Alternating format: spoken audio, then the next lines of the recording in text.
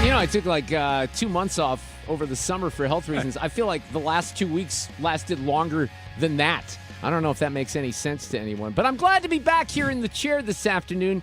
You guys all had to, work last week, and I apologize for that. Although, Fred, I still think you should have been off. And then he texted me that he was working. I'm like, what are you doing? Why? There's nobody. I could not let anyone else book for you goodness. Or for whoever. Well, so I just went ahead and worked. Odyssey appreciates your dedication, I'm sure. I hope everyone had a good Christmas. Did you have a good Christmas, Sue? I did, thank you. We have not communicated very much during the break. I think I sent you a couple of potential Sue's News stories last week. Which I appreciate. Ethan, how are you? Merry Christmas, Happy New Year. Same to you. Had a great Christmas, New Year. Had a wedding mixed in between that I was in, but it was. You were in a wedding over the break? I was in a wedding 2 days after Christmas. Really? Tuxedo? Yeah. No, that part was actually nice. Did not have to go full suit. It was very low key. It was a very chill wedding. Would you wear shorts and a t-shirt or something like that? No, I didn't have to wear a jacket. It was actually suspenders and bow tie. Oh, okay. So it was all definitely right. different. Now, were you a what do you call it? I was a groomsman. Wait. Groomsman. Mm-hmm. Yeah, that's what I'm looking for. Suspenders and bow tie. Yeah, I know. I look forward to these pictures. That's kind of cute. That sounds like a barbershop quartet. I got one of them sent to me, so I'll have to show it. I always had a hard time graduating to groomsman. I was always the usher. The usher's like, we don't really want you here, Shocker. but we feel kind of obligated that it's like and the rest on Gilligan's Island. Yes, the last exactly. 2 people and the rest. Exactly. Oh so, my gosh, you're killing me. Can I have the belt, please? One of the things that I have to kind of somehow segue back into the news of the day and start to get serious. One thing I will say on a sports-related note is, holy cow, that football game last night on, Steelers! let me just start with this. How about it? Mike Tirico is one of the best, and this call at the end of the game was amazing. It really was. Harbaugh is telling Likely how special that play was to set up this moment for the rookie out of Arizona. The Ravens, of course, had Justin Tucker for so long, the most accurate kicker in the history of the league. Rodgers can't believe what he has just witnessed, what might be the end for him. So you have Tirico describing, Justin Tucker was a legendary kicker, might have been a Hall of Fame kicker, but he had all these Me Too moments that came up, right? These women who said that they were abused when he was getting massages. So then they're showing, Mike's basically narrating. Aaron Rodgers is probably thinking to himself, this is it.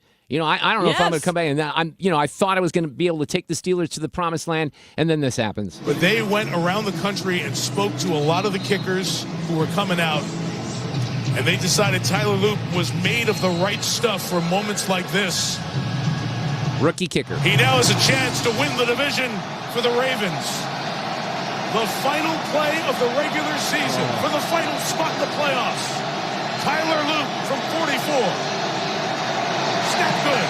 Hold it. The kick is no good. He misses the kick. Right. It goes wide right. And, it is a chip shot field goal. There's no way anyone should have missed that. But, it's a mental game, too. And there was a lot of Well, it was a chip shot. It was 44 yards. So, I would, for these guys, they're kicking 60-yarders now. Sure. No, I'm not. It wasn't you're right. a 20. It wasn't a PAT, though, is what I'm trying to get at. Fair enough. And, what's ironic is the Steelers had missed a PAT, which gave the Ravens a chance to even win the game. Even crazier, Chris Boswell, that was only his second missed PAT in 4 years. And you want to hear the best part about all of this? And, Sue, maybe you've heard this. The end zone in which that field goal was missed before the game, the Steelers had a priest come out and they blessed the field. I love this. They blessed that end zone where he missed that field goal. Pittsburgh How Isn't that unreal great? is that? Yes. Oh, my This goodness. is just like when you're, it's not, but when you're on a big race and it's a marathon and you think, how can I do it? In certain cities, they'll have holy water and people dress as No way. and you can't believe the amount of people who will go there and get some of that to try to make it through. That's amazing. It was really a great sports couple of weeks, not only with the NFL, but Indiana just completely, sorry, Ethan, blowing out Alabama. Our friend Alex Rich was at that game. He'll have some stories to share on Wednesday. Even the Mizzou Tigers. Now, the night before my last day on the air was the Bragging Rights game at Enterprise, which was just completely embarrassing. Mizzou got smoked. So I didn't even want to watch the game on Saturday night against Florida, thinking they're going to get just killed. And they're tied at the half. So I'm like, okay, I'll turn it on because I couldn't take the frustration. I'm watching the NFL. And they beat Florida what, 19th or 22nd ranked, something 22nd. like that. So that was a good home court win for Mizzou. But so let me kind of get back into the news of the day here, because what happens is when I'm off on break like that, I really do stay away from the news. I'm watching ESPN in the morning instead of Fox. I'm listening to music in the afternoon. I don't really want to know what's going on, although it's hard to not pick up on some things that were happening. And I was paying attention a little bit to Twitter. But honestly, on Saturday morning, I got up and I get a text, and I didn't know what was going on the planet at that point. I get a text from someone, I won't mention their name, Steve Butts. Tell me it's the Onion I'm reading that we kidnapped a Venezuelan president in Venezuela. We are locked and loaded for Iran's leadership cracking down on Iranian protesters in Iran. He's nuts and unstable and too old. And then he was nice. He goes, we will survive and Happy New Year. And here was my response, and this is what I don't get. And I said this to Jeff Smith today, too. And my Democrat friends, I mean this. Why do you guys love bad dudes so much, bad hombres? Why is that? Mike Brown, George Floyd, Maduro. I mean, 90% of the country woke up on Saturday saying, hey, we got rid of a piece of human debris, good on us. George W. Bush, Reagan, Obama, they all took similar military actions during their stints. And what I said to Steve was, candidly, I've been off the grid. I don't know everything about this, but it seems like it's similar to Noriega. And some of us are old enough to remember Manuel Noriega and that whole situation from the 80s. So I said, this moves no political needle. Normal Americans faced with Christmas credit card bills won't give an F. But the Democrats once again get their panties in a bundle over a really bad guy. And I don't really get it. I don't understand it. And then I said, I'm too busy bathing in the warmth of collectivism, because that's what Mamdani said last week, which was hilarious. So why is it? Now, let me play a couple of bites here. This is awesome. Eric Schmidt on Fox earlier. And then this nails it. It really does. It's crazy. The hypocrisy knows no bounds.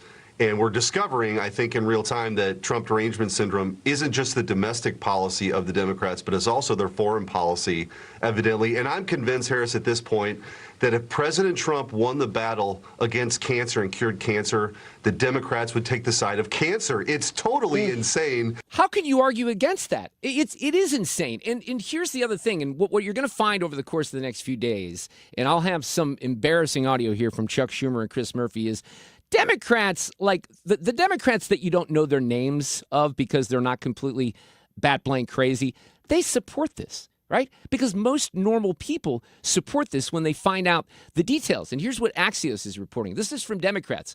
Maduro is bad, glad he's gone. You can't have it both ways. Everything Trump touches must be bad, according to the base, right? That's the Democrat base. Here's another House Democrat telling Axios in a phone interview, as Democrats, we can't just condemn what happened. I wish the Democratic Party would be a little bit more measured on this. You think? Here's another one. I think it looks weak.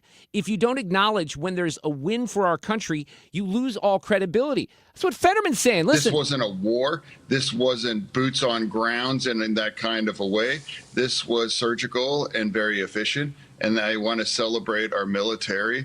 Okay, so how about he's the only guy again on the whole Democrat side. And then you got Chris Murphy, who goes on with Dana Bash on CNN. And for whatever reason, lately we got a little journalism that's actually at play. And Dana Bash completely calls him out here. In 2019, you wrote an op-ed and you called for Maduro to be gone. You said, let's get one thing straight. There should no longer be any debate about Maduro's lack of democratic legitimacy. The Trump administration is right to put restoring Venezuelan democracy at the center of our approach to this crisis.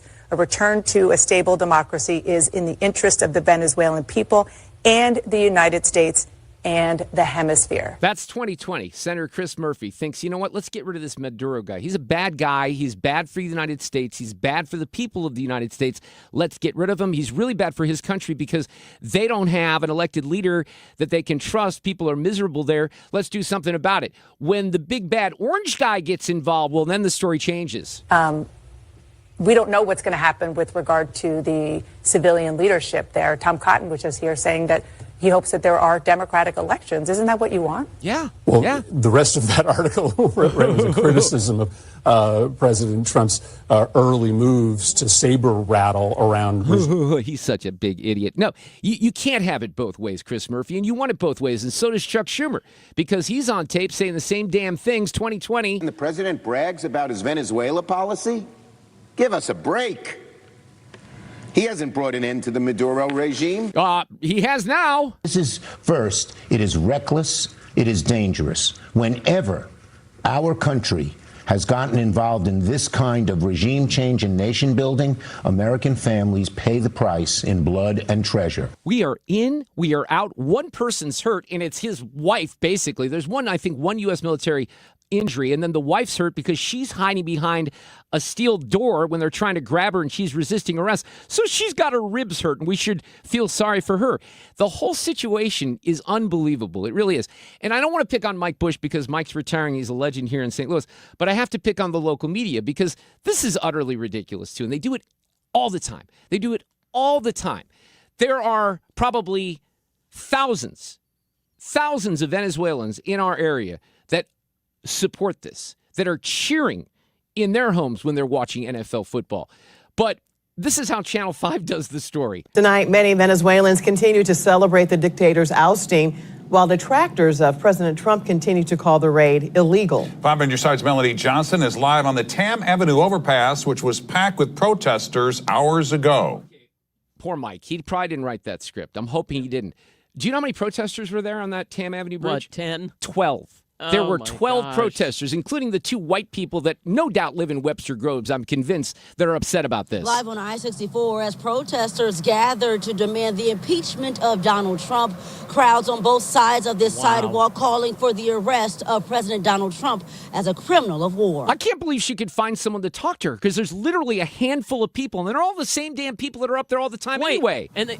What? They talk to nobody? Well, they talk. No, from here's Venezuela? Oh, no. These are the 2 guilty white people who I guarantee you live in Webster. What Trump is doing is wrong. It's illegal. Protesters gathering with signs to impeach, indict, and imprison President Donald Trump. What Trump is doing with his administration is endangering us all. Pat McCoy standing by his wife as the couple joined St. Louisans along I-64's Tam Avenue over. Okay, I've had enough. That is bull crap journalism. It's awful. It's embarrassing, KSDK. It's terrible. Ask some questions. Go to people. Dig a little deeper instead of sending Melanie Johnson on the overpass of the Tam Bridge over by Forest Park when there's 12 people up there and they're all the same people. How about challenge the idiot, guilty white people? They don't know a damn thing what they're talking about. Ask them what Maduro has done to that country. Ask them why people are celebrating on the streets of New York City, where the new communist is the mayor, because they've been waiting for this for 12 years. And before that, you had Hugo Chavez. So stop it, journalists out there who don't know what you're doing. That is embarrassing, Channel 5. Good Lord. Traffic from the 97.1 FM Talk Traffic Center. On the roads, we've got a little bit of volume. It's unusual for me to see that. But we're back to work, and westbound traffic on 6440 looks pretty good at this hour. Southbound 55 already slow, headed down toward Bates. 70 westbound is in good shape. But southbound 270, some moderate volume south of Page, down through 64. Now, if you're headed into Illinois, things look fine on the bridges downtown, and it looks quiet on the Illinois side in general. I'm Sue Thomas, and that's traffic on 97.1 FM Talk, St. Louis Conservative.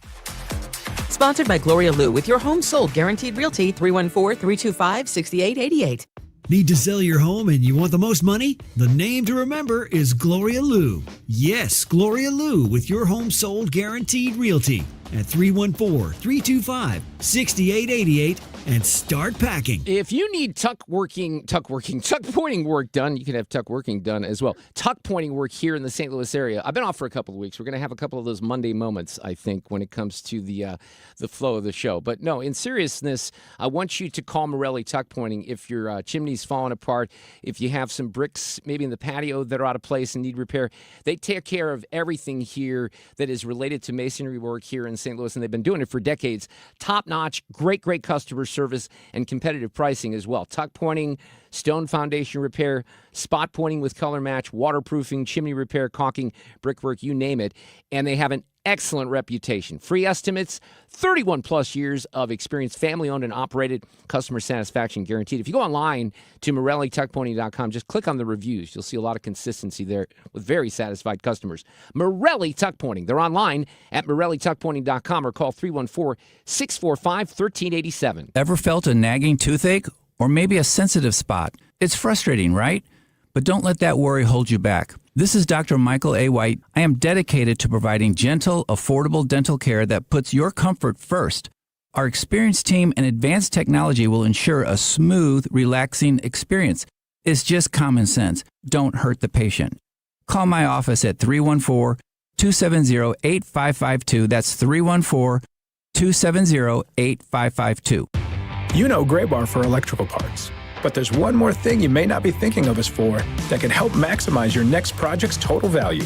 Our pre-project planning services are designed to help you win the bid, save on labor costs, and keep your installers productive across your entire build. The sooner you call us, the better.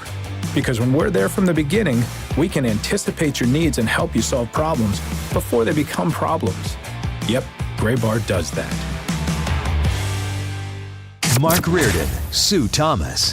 This is the Mark Reardon Show. You know, Fred usually gets the majority of the emails from, organizations that are pitching guests and things like that. But I'm still on the list for a lot of people, and I love this one that just came over here in the last hour. This is from the National Nurses United. Sue, our patients, our union, our voice. Nurses condemn Trump's unilateral military action against Venezuela. Wait, what? National Nurses United, the largest U.S. union of registered nurses, strongly condemning the Trump administration's illegal invasion of and regime change operation in Venezuela. They issued the following statement. I don't care. I don't care what nurses have to say about this because nurses don't know anything about it. That's another thing. Go out there and ask people. I don't know everything about this. It's a very complicated situation, both militarily and geopolitically. That's why we call in experts like William Dunn, Marine Corps Colonel, retired president of Strategic Resilience Group. He's a veteran of 33 years in the U.S. Marine Corps. Colonel, how are you this afternoon? Thanks for jumping on here in St. Louis on 97.1 FM Talk. Hey, I'm doing outstanding. Thanks so much for having me tonight. This is one, let's kind of start with the military aspect of this, because this is one of those things, no matter where you might be on the politics of this operation, it was a extremely well done, executed surgical strike and procedure and, execution effort to get Maduro and his wife out of that country, wasn't it?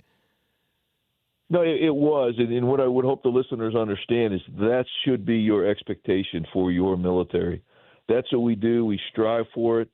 The conventional forces, which I was part of, we strive to do everything as perfect as possible. The soft folks, which I call the others, they plan. This is their life. They focus, and they're ready to go anywhere in the world when directed by the president or their commanders. And precision at its finest. And I'm very proud of them. It was funny. I was talking to a buddy of mine today. I wish I was there. I wish I was at this mission because this is what we train to do, and I would have loved to have been able to support my brothers out there and sisters.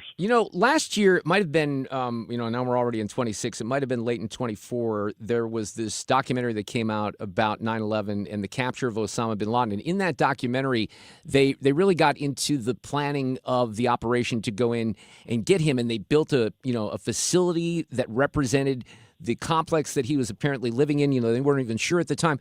But a lot of us were blown away by how much effort was put into rehearsals for an operation like that. Would the same thing happen here where you have a mission, you set up a plan, but you have to rehearse and make sure you get everything down to the correct details? 100%. 100%. And I've worked, as a commander in different areas. I've worked with our soft folks where we have a Marine Corps unit working specifically with a soft unit, and we do the same thing. Our missions that I've done have not been nearly this complex, but even what I would consider the smallest mission, we go over, we review, we rehearse, we talk through, and each person literally, and I don't know how they particularly did it, but on mine, each man that was talking, and in this case it was all men, there's no just because there wasn't any women, that's the only reason. But each guy would get up there and he would say, my job is to do this. I'm going to do this. And then every pilot would say, my job is to do this. And we would talk through, and you literally talk through, I'm going to switch the radio station to this frequency at this time. And it's that precise. When you do a mission like this, imagine 125 to 150 aircraft, all these men and women that go out and put this together, massive rehearsals, and they rehearse to where they cannot get it wrong. Right, yeah. And so, yeah, just a beautiful mission. Well, and they were on the ground, I think it was less than 30 minutes, right? And they're in and out of there, and it really is incredible from a military perspective. And that would have taken, are we talking weeks of planning, months of planning? What would be your guess there? I would say months. I would have said this was months. Now, could they do it in a week? Sure, they could, right? But you use every minute to rehearse and plan that you have. Yeah. If you have 10 hours, you use 10 hours. If you have 50 hours, you use 50 hours. And if you have 50 days, you use 50 days. And so the way I think this would have gone down is they would have built the plan. It sounds like they had exquisite intelligence on his location, same as they did for the Bin Laden raid, where they were able to practice with a mock-up. Mm-hmm. When you don't have a mock-up, and I've literally done this, where you grab rocks and we call it a rock drill. You build a terrain model out of rocks and sand. You can't build it to scale if you're in the desert, right? But if you could build a house, you could build a house, and that's what we do. So we'll literally use rocks in Iraq and put them out and say, this is checkpoint 1, this is checkpoint 2, and people will walk up to these checkpoints and do. And so I suspect they did a very similar but much more elaborate planning for this in rehearsal. So they were taken when they were captured, Madurno's wife, to the USS Iwo which was stationed pretty close to where the operation took place. That's all part of the planning as well. Is there any significance to that particular ship? Well, it's an amphibious ready group shipping that was part of the 22 Mu in the Fibron, the Navy side of that. And a Marine Expeditionary Unit goes out. It's great because that's the Mu is 22 Mu, which is commanded by one of my Marines from back in the day when I was the commander of 22 Mu. And so what they do is the Mus, the Marine Expeditionary Units, work with SOF in various methods and ways. And in this case, it sounds like they move some of the Marines off. They move some of the aircraft off to make room for the Special Operations aircraft. And I don't know the level that they supported this, but when I've done it, is we'll put quick reaction force in the back of aircraft. We'll put a team called a TRAP, Tactical Recovery of Aircraft and Personnel. You put a TRAP team out there. And then you have different teams called a Sparrowhawk and a Bald Eagle, which is a quick reaction force that's able to go in and support our brothers and sisters if they need it. And then there's aircraft with bombs, weapons, Cobras, Hueys. It's a whole litany of capability that's joined to support that joint force and support the special operators. And, we all see movies about stuff, and I saw some of this portrayed even in that documentary that I mentioned. But there's like an operations room where, the leaders back in Washington at the Pentagon, they can watch this stuff going down, right? They're monitoring it.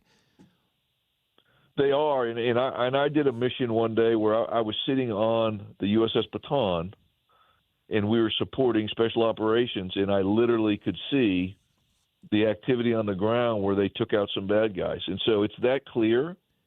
It's literally that clear. So what you see on the movies is not far from reality. You can see some of the activities that is happening live. Yeah, and I've witnessed our SOF operators do that in real world and in a part of the world I won't mention, but suffice it to say, they're our best. I love all of our teams, whether you're in the Army, Navy, Air Force, Marine Corps, but our SOF brothers and sisters are, they're amazing, and it's what they do all day long to support our nation. That's amazing. Well, Colonel Dunn, thanks again for coming on here. It was an impressive military operation. Obviously, there's a lot of other stuff going on, behind it, and we're trying to figure all that out here in this country. But I appreciate you coming on here, and Happy New Year to you. Yes, sir. Happy New Year. You all have a great day. You too. Traffic from the 97.1 FM Talk Traffic Center. Well, we do have some volume out there this afternoon, but westbound 6440 looks pretty good. Just some moderate volume right at 270, and then out west it's fine. 70 is in really good shape. Now, southbound 170, we've got a report of an accident just south of the Forest Park Parkway. So look for a slow go through there. We've got moderate volume on southbound 270, and that's from Page down through 64. Southbound 55 already slowing at Bates. If you're headed into Illinois, though, it looks fine. No problems on the bridges downtown. And we look good through North County as well. This report brought to you by Point with an E Pest Control. I'm Sue Thomas, and that's traffic on 97.1 FM Talk, St. Louis Conservative. Annie here, and I can proudly say no more spiders in my home. I use Point Pest Control 4 times a year, and I haven't seen any, not a single one, since they've been in my home. Mention Annie and get 10% on top of any other special. Point Pest Control, 636-798-0023. The team at Ricken Financial want to help you make educated and informed decisions about your retirement strategies. Why not rely on individuals who can optimize your thinking and optimize your plan and optimize all the resources and show you what's all available to be able to make a truly informed decision. Call Ricken Financial today, 314-207-6211, or online at rickenfinancial.com, and join us for Kickin' with the Rickens, Sunday at 1 p.m. here on 97.1 FM Talk. Investment advisory products and services made available through Impact Partnership Wealth, LLC, IPW, a registered investment advisor. When storm damage strikes or it's just time for a new roof, call my friend Cornelius at C. Marion Roofing. This is Ryan Wiggins. I've used him multiple times for roofs and bathrooms. He's licensed and insured for both homes and businesses. Start to finish, he'll handle your insurance claim and get you the job done right, fast, reliable, and with quality you can count on. I can testify to that. Call C. Marion Roofing today, 314-399-2140. That's 314-399-2140. Or type in C. Marion Roofing for all your projects. It's time for a $98 furnace tune-up. And this portion of the show is sponsored by Jerry Kelly, heating, air conditioning, electrical, and plumbing. From Alton to Wildwood, 97.1 FM Talk, St. Louis Conservative.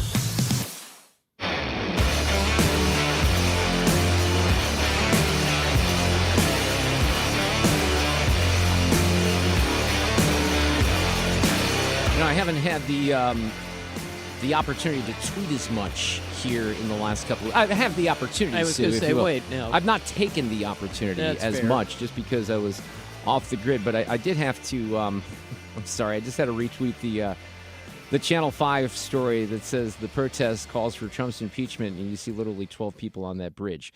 That kind of stuff drives me nuts. It really does. There were some things that happened, over the break. Excuse me, I don't know if you talked about it. Like, I think even the Tony DeCopel news might have happened before I left, where he was appointed the anchor of the CBS Evening News. But what happened in the aftermath of that is, and I don't know if you guys played the audio of this, is Tony came on, and I don't have that audio right now. We could probably find it for tomorrow. But he made a pretty strong case that the type of journalism that they're going to do at CBS and the Evening News is going to be different in the future. And, I've heard from people, I don't know him, but I have heard from people that are either inside or outside of CBS that he is, John Ziegler talked about this a couple of weeks ago, that he is not necessarily a rabid progressive like most of them, is a little bit more, in the middle, if you will. I don't know if anyone in network news is conservative, but I will think it's going to be interesting to see if there's any kind of transformation with some of the types of stories that they do. And again, this is why I pointed out the Channel 5 story. Look, this happens. We used to have, when I worked at WTMJ in Milwaukee, we had TV station also. We had TMJ Radio, TMJ TV. So they do it here too.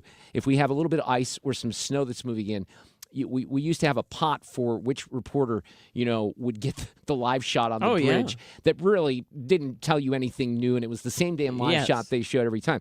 But that's kind of what happens here is you have these stupid protesters, and they show up at that same bridge, over there off of Oakland, right across from the zoo, and then the TV stations consider that newsworthy. That's not newsworthy. No, it's easy, Mark. That's how that works. No, it's lazy journalism. Because that's right. They have pictures. They have images of some people holding signs. Otherwise, they'd have to find somebody who came here from Venezuela and did not like what, or, was happy about what happened, and that's difficult. It's journalistic malpractice. And, TV news is dying. Look, we got struggles in radio, but I don't know how you convince people to watch your broadcast if that's the kind of crap that you're putting out. I really don't. But what do I know? I don't watch local news that much anyway. I saw it on a tweet. Yeah. So maybe I shouldn't be the one that complains about that. Hey, we got David Strom back with us, associate editor with hotair.com. All kinds of stuff happening in his state of Minnesota. Good Lord, we could just focus on Minnesota for the next 2.5 hours, Strom.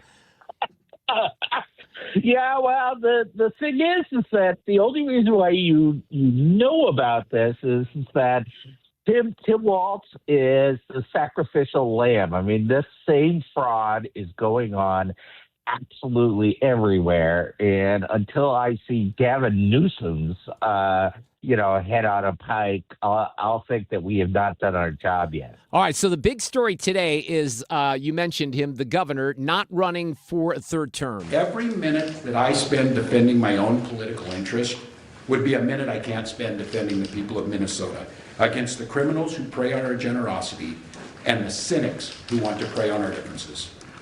So I've decided to step out of this race, and I'll let others worry about the election while I focus on the work that's in front of me for the next year. Who by any chance, do you have an answer to who the people who take advantage of generosity? Who I'd the love to criminals know who that. take advantage of? Who would that be? I wonder is he referring to one community in particular or not? Well, one community, and it's a worldwide community. It's it's not just the Somalis here in Minnesota. It turns out that the UN ambassador from Somalia owns a daycare or a healthcare company in Ohio. I mean, he's currently the president of the UN Security Council, so he's presiding over the United Nations Security Council, this Somali guy, and he actually, he runs a healthcare company in Ohio. It's just absolutely insane. Gosh. All right, so when this, and I kind of treat a Monday after the last 2 weeks with all the holidays as an opportunity to bring people back who have not paid attention to the news. And I'm mainly talking about me because I haven't paid close attention the last 2 weeks.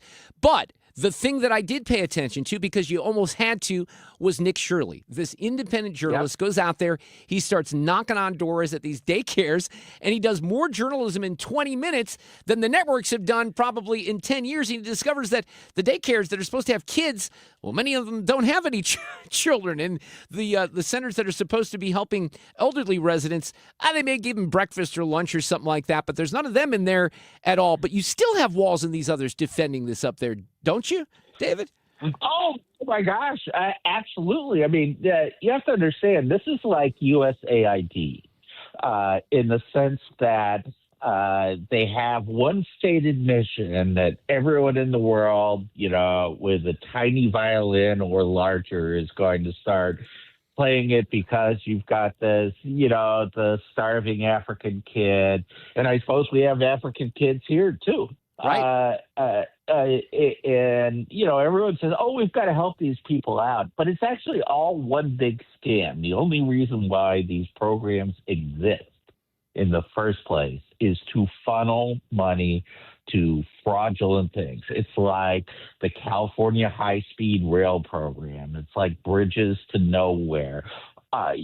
Basically, the Democratic Party in the United States is the mafia reborn. It's basically the mob. Only we don't get as good services. At least in New Jersey, the mob picks up your trash. Here, they don't even bother to help a kid or feed them. I mean, it's just bizarre. But it's true across the entire country. It is not just here in Minnesota. The reason why you know about it and I know about it is, one, Nick Shirley, obviously. Right. But the other is that the Democratic Party is so committed to this grift that they thought, well, Tim Walz has got it figured out. We'll make him vice president. Yeah. But does he, let me ask this question. Does he still have, because I want you to frame this a little bit about what's going on in Minnesota, because Amy Klobuchar, I guess, is talking about running for governor. Is Tim Walz out because Tim Walz is a goofball and everyone finally came onto it? Is Tim Walz out because of this Nick Shirley thing, or is it a combination deal where he finally sees the writing on the wall? But Klobuchar's candidacy has something to do with this, right? Oh, absolutely. I mean, I think that, I think there are a few variables involved here. One is it turns out Tim Walz is really bad at this stuff.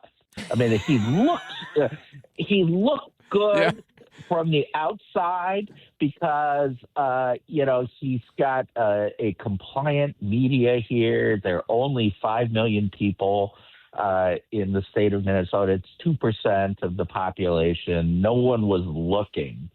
And so, you've got this infrastructure here that just works like, a well-oiled machine. You've got voter fraud. You've got, from top to bottom, the whole state, works perfectly for fraud. But it's very little to do with Tim Walz. But do people who live there have concerns about the amount of fraud that we see from afar? Because we're not talking about hundreds of millions. We're talking about billions of dollars of fraud. And what you said earlier, we all know that this isn't just happening in Minnesota, right? It's happening all across the country. A lot of us, you, me, a lot of us predicted this would happen. During COVID, you knew that when you're just tossing out trillions of dollars, you're going to have billions and billions, if not hundreds of billions in fraud. But do the people of Minnesota give a rip about this, or are they just kind of falling in line with Tim Walz? Well, I mean, it's a mixed bag. I mean, Minnesota, you've got statewide, the people who decide elections are awful. The affluent white female liberals, who are in the suburbs. In greater Minnesota, it's what we call rural Minnesota. Tim Walz has been hated for years. And then you've got the urban areas, which are just machines. I mean, you have to understand. I mean, I live in Minneapolis, in the actual city. Yeah, right. And the commercials that were run by the two candidates for the mayor of Minneapolis were more often in Somali than in English. That's unbelievable. That is unbelievable because they were trying to attract so much of that voter base. Yeah, I mean, we've seen clips of that. We've seen Jacob Fry, right? That's the mayor, speaking proudly in Somalian. So to a lot of people normal people in the country, like, wait a second, same thing with Ilhan Omar. Who are you representing? Are you representing Americans or Somalians? Well, it's Somalian Americans. Well, do they want to integrate? Do they want to assimilate? I don't think so. Do they want to rip off the American taxpayers? That we can be assured. Now, let me get your thoughts on one more thing. David Strom from hotair.com. Just on the reaction of the left to everything happening with Maduro, because I think they're struggling a little bit on this one. The Washington Post comes out with an editorial on Saturday morning heavily praising this operation, heaping praise. Meantime, a bunch of lefties go out there, blah, blah, blah. You talked about the suburban women. My wife is in a group chat with some friends of hers from the People's Republic of Wisconsin, and most of them are lefties, and they start popping off on Saturday morning about this. They don't know anything about the geopolitical implications. Nothing. Even the people who know things don't know everything about this, right? But what they do know is they hate the guy who executed the flawless operation. So we're going to go right after him, even though we have things on audio from Chris Murphy and Chuck Schumer and probably Gavin Newsom and others about Maduro from 4 years ago where they wanted to get rid of the guy. But now it's a different story, isn't it? Oh, absolutely. I mean, look, people have absolutely no idea what they're talking about. Iran is making drones there. China gets its oil from there. Hezbollah is training terrorists there. Exactly. And, this is, and who is actually in charge? Who are the people who are actually killed defending Maduro? They were all Cubans. So, this was a narco state.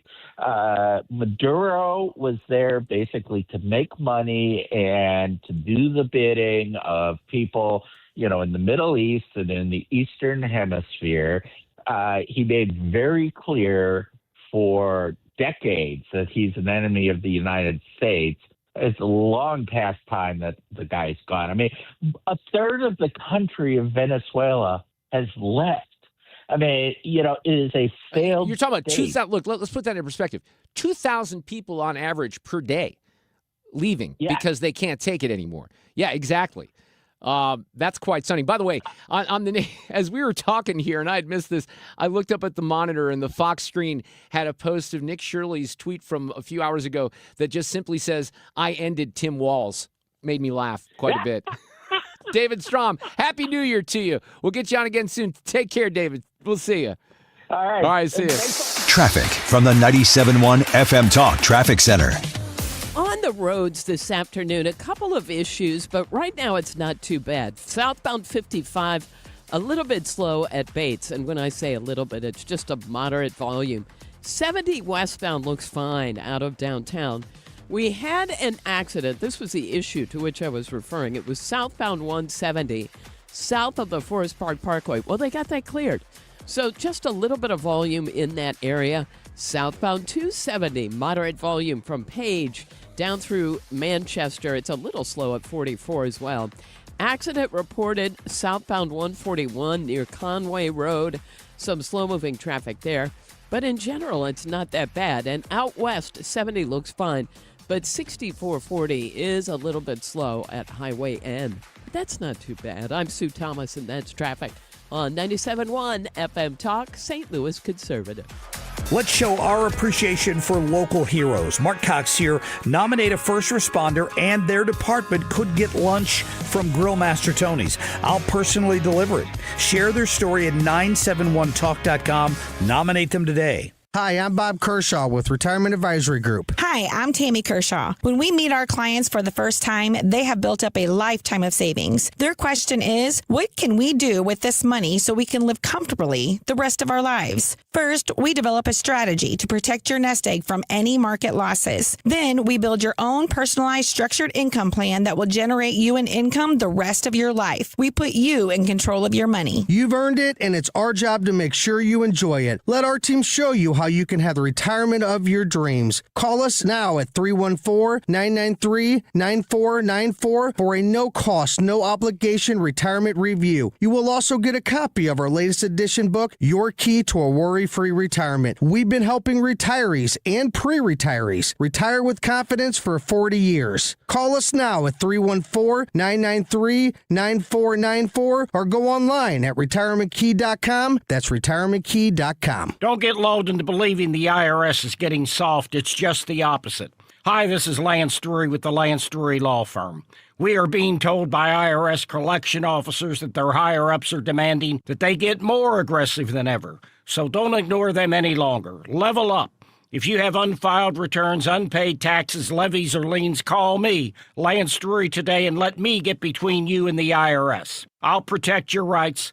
At the Lance Drury Law Firm, our practice is focused 100% on fighting the IRS. Remember, IRS problems are legal problems, and they need to be handled by an expert attorney who's done it for decades. So call the Lance Drury Law Firm today. We're local. Our office is right here in St. Louis.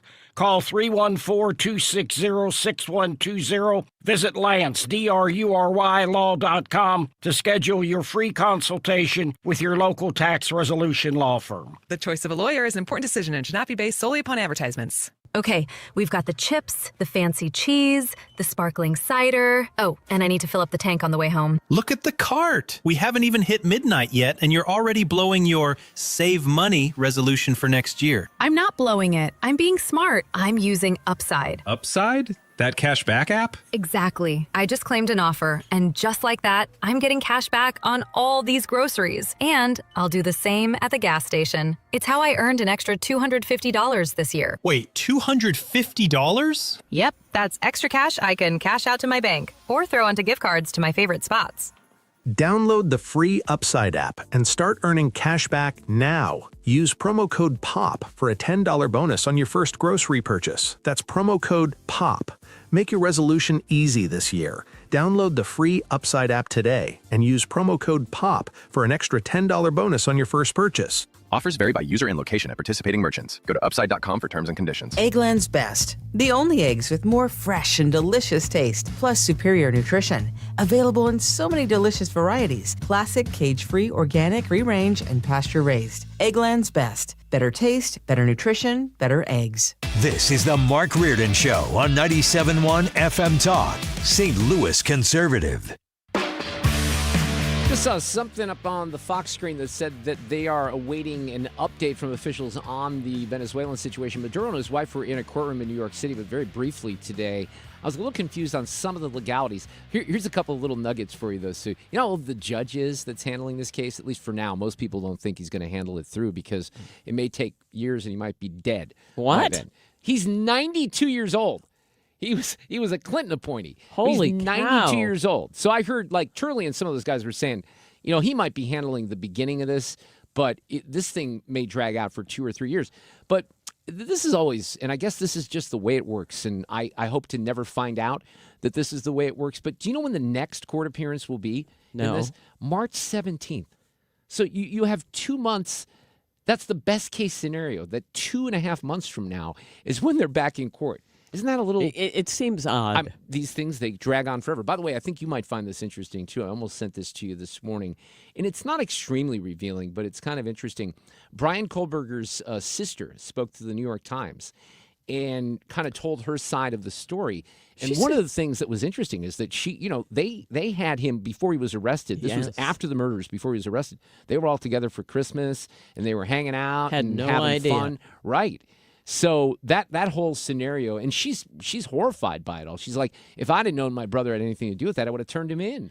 Did you read the part where she said, yeah, we were worried. We told him, hey, there were murders in your area. You better be careful. Yeah. They're like, hey, there's like a guy killing people out there, and that is unreal, isn't it? But think about that. In a normal family situation, that's what you would do. Yeah, you would not believe. So here's something fun. This is one of the reasons I like Twitter so much, because you can go right to the peeps, right to the people. So Homeland Security, which on Twitter, or X, whatever you want to refer to it as, is at DHS.gov.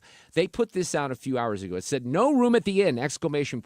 Hilton Hotels has launched a coordinated campaign in Minneapolis to refuse service to DHS law enforcement. When officers attempted to book rooms using official government emails and rates, Hilton Hotels maliciously canceled their reservations. So here's the evidence. You have emails here that says to the person trying to book the room, after further investigation online, we have found information about your immigration work connected with your name. We will be canceling your upcoming reservation. You should see a proper cancellation email in your inbox shortly from Hilton. And here's another one.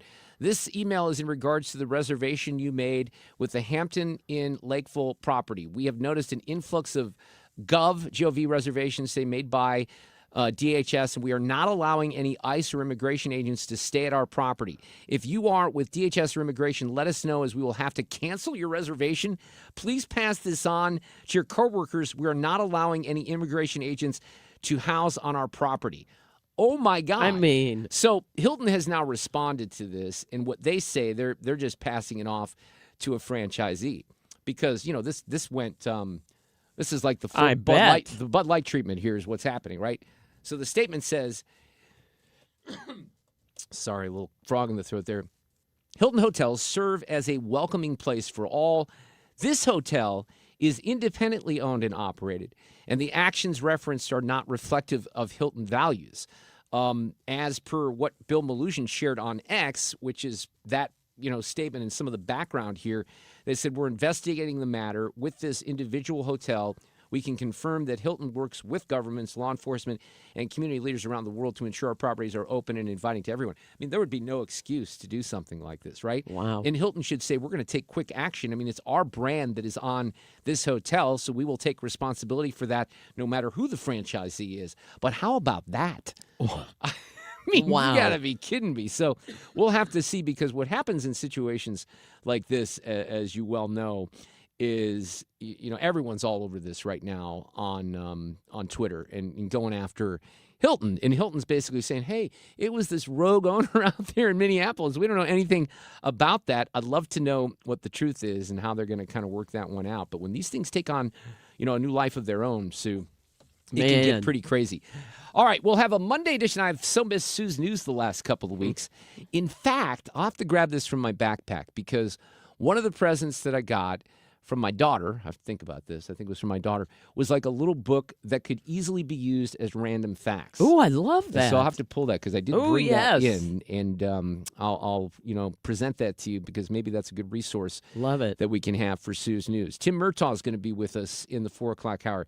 He is with the Washington Times. He's been a guest many times before, and we're going to talk about this healthcare cost situation where everyone's panicked right now because the prices on the ACA subsidies went up significantly after the first of the year. We're also, by the way, we're facing another government shutdown in a few weeks. Oh, great. So that's not too far off. I have something that I want to do with the help of some recorded audio from our friend Greg Warren, who's an outstanding comedian. And I think it was 3 weeks ago tonight, was on Jimmy Fallon's show, which is incredible. But, Sue, there was a guy in Columbia, Missouri. His name was Freddie DeMarco. And Freddie was a legend. He owned this comedy club called Deja Vu. And I want to tell Freddie's story just a little bit. He passed away over the weekend. I saw Greg's post. Greg's post was great. Joe, do you know Joe Marlotti is another great local comedian? Joe had a great post. There's some other folks out there in the entertainment world that posted about Freddie. But Freddie, if you lived in Columbia and you were kind of in a scene, you kind of knew about Freddie. And I lived there. I was in school from 83 to 86, but then I worked in Columbia from 86 to 96. So in the late 80s in particular, and this would be what I would refer to as my drinking days, Sue, because 1990 I quit. But I mean, I'm post, I'm working, I'm not in school, so I'm thinking I'm kind of a big deal with the college chicks because I'm, you're working. Guy. But I would take all my dates to Deja Vu, to the comedy club. Oh, funny. And I had preference, but I have a couple of good stories about that. But Freddie DeMarco, this guy, and when you hear Greg's kind of take on Freddie, and, Greg's an interesting character too, and we just had him on the air not too long ago. He started in college, cutting his teeth, playing at places like Deja Vu. And then he's like, man, I don't know if I can do this. And he went to work for Procter & Gamble for like a decade. So the story that he shares that is framed around this unbelievable guy from New Jersey that lived in the middle of Missouri named Freddie DeMarco is really, really cool. And I'm going to share that after the top of the hour. We also have Cusumano this afternoon. That's pretty big because of all the stories. Not only, the NFL playoffs set now, Indiana's big win over Georgia, but it looks like Mizzou may have their next quarterback from the University of Mississippi, and it was Lane Kiffin who recruited this guy. It's not the starter for Mississippi that's playing in the CFP, but he was heavily recruited, and it almost looks like a done deal. So we'll talk to Frank about that. It's all coming up. Traffic from the 97.1 FM Talk Traffic Center. Not a bad commute right now. If you did go to work today, westbound 70 looks great. Now, there's a little bit of volume on northbound 170 at Airport Road. Not much. Southbound 270, moderate volume approaching Olive, and this is in pockets down through 44. Westbound 64, that's a slow go, mainly moderate volume. Right at Clayton Skinker and then Lindbergh through 270. Out west, it's just not that bad. And if you're headed down on 55, it's slowing, of course, in the construction zone south of 44, especially slow headed for Bates. And we've got 44 westbound slowing in front of the Arch grounds. If you're headed into Illinois, no delays on the bridges downtown at this time. I'm Sue Thomas, and that's traffic on 97.1 FM Talk, St. Louis Conservative. This report is sponsored by McKelvey Homes. Hi, I'm Jim Brennan at McKelvey Homes. Have you always wished for a brand new home in an established neighborhood? Select one of our move-in ready custom homes throughout St. Louis, or we will build on your lot. Visit McKelveyHomes.com and move up to McKelvey. I find it even more important as I'm getting a little older to make sure I take my multivitamins. I take Neovitin. Couple of reasons there. They're a great multivitamin, but it's a local story, too. After a very life-changing health challenge, it was Dr. Ken Ribicki more than a decade ago who experienced firsthand how important it is to have trusted, well-rounded nutritional support. So he had a medical background. He had a journey that he was on, and he created Neovitin to help others feel their best every day. And each product that they have is physician-formulated, carefully selected ingredients, and they're really something that you should have every day because it does fill those nutritional gaps. You can buy Neovitin vitamins in stores, but the way to save money is sign up for a subscription or order in bulk, and you can do that online at neovitin.com. You can read some reviews up there. There's a store locator. You can do your orders and find out a little bit more about how you can help your daily nutrition with great multivitamins. Neovitin.com. When's the last time you gave your home's exterior a little love? Hi, it's Kim, and if your siding is cracking, it's fading, or just doesn't stand up to our St. Louis weather, it's time to call Lakeside Renovation and Design because they're experts in James Hardy siding, which is this durable, low-maintenance option, and it looks beautiful. Plus, you have customizable colors and textures, and so you can give your home a completely new look while protecting it for decades. Don't wait until the small problems turn into big ones. Visit lakesidearty.com to schedule your free consultation. I'm Ultima Morgan of Morgan & Morgan. Every time one of my children started driving, it was terrifying. Thousands of accidents happen across the country. We see it every day. If you've been injured in a car accident, call us. Dial pound law or visit forthepeople.com for an office near you. I know that hiring can be challenging. You sort through tons of resumes and you get too many so-so applicants. You're just waiting for someone to match your role perfectly. Well, now, there's a place where you can meet them fast. ZipRecruiter. Need to hire right away. Start your search for strong candidates. The right fit awaits. Build your team. Build it sooner. Meet your match on ZipRecruiter. Just head to ZipRecruiter.com/radio right now to try it for free. And you're on your way to meeting your match. 4 out of 5 employers who post on ZipRecruiter get a quality candidate within the first day. So try it now. Go to ZipRecruiter.com/radio. Once again, that's ZipRecruiter.com/radio. Meet your match on ZipRecruiter. Try it free. Hey guys, Glover here for my friends Mark and Neil Gelman from the Gelman team of eXp Realty. If you want immediate cash for your home or to see what your home is actually worth in today's market, find out for free from the local experts. 314-336-1991. Go to thegelmanteam.com. We're going to talk a little bit about the Maduro situation in the 5 o'clock hour. Also, an audio cut of the day and more in the next hour. A Monday edition of Sue's News coming up. KFTK FM Florissant from the Kaufman Townsley St. Louis's Injury Lawyers Studio. Call 314-777-7777. That's 314-777-7777. A call for a different kind of action on Venezuela. I'm Lisa Brady, Fox News. A bipartisan measure that will affirm Congress's authority on matters of war and peace when it comes to Venezuela. Senate Minority Leader Chuck Schumer on the push for a war powers resolution after the U.S. military operation many Democrats call illegal, capturing Venezuelan leader Nicolas Maduro. But War Secretary Pete Hegseth defending it again today. Nearly 200 of our greatest Americans went downtown in Caracas. Seems those Russian air defenses didn't quite work so well, did they? Downtown Caracas, and grabbed an indicted individual wanted by American justice in support of law enforcement without a single American killed. Hegseth kicking off a national Arsenal of Freedom tour by visiting Newport News Shipbuilding in Virginia. This as Maduro and his wife made a first U.S. court appearance in New York City, pleading not guilty to drug and weapons counts. Maduro calling himself innocent and a kidnapped president. The defense not seeking bail for now. Jury selection begins in the Texas trial of a former officer charged in the response to a mass school shooting. Adrian Gonzalez is charged with 29 counts of child abandonment or endangerment. The former Uvalde school police officer was one of the first officials to respond to the 2022 mass shooting at Robb Elementary, where a gunman killed 19 students and 2 teachers. While hundreds of local, state, and federal law enforcement officers responded to the scene, officials waited more than an hour to confront and kill the gunman. Prosecutors allege Gonzalez placed lives in imminent danger by failing to engage, distract, or delay the shooter and did not follow his active shooter training. Fox's Kristen Goodwin, the defense argues he tried to save lives. Federal health officials say not as many vaccines will be recommended for every child, a change leaving more decisions up to families and their doctors, but that critics slam as risky. America is listening to Fox News. Honey, that flu keeping you up? Did you take NyQuil Intense Flu?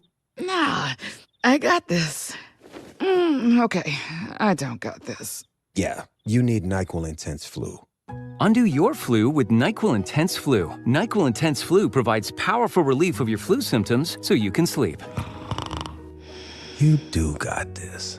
NyQuil Intense Flu. The nighttime sniffling, aching fever. Best sleep with the flu medicine. Use as directed. Keep out of reach of children. Hear that? That's Mike. He took ZzzQuil Pure Z's, so now he's sleeping soundly on a Sunday night. ZzzQuil Pure Z's are fast-acting melatonin gummies with a complementary botanical blend to help Mike get the sleep he needs to wake up refreshed and ready to conquer Monday. Let's do this Monday. ZzzQuil Pure Z's, just for sleep. Really great sleep. These statements have not been evaluated by the Food and Drug Administration. These products are not intended to diagnose, treat, cure, or prevent any disease. Use as directed. Air Comfort Service, heating, cooling, and insulation, weather.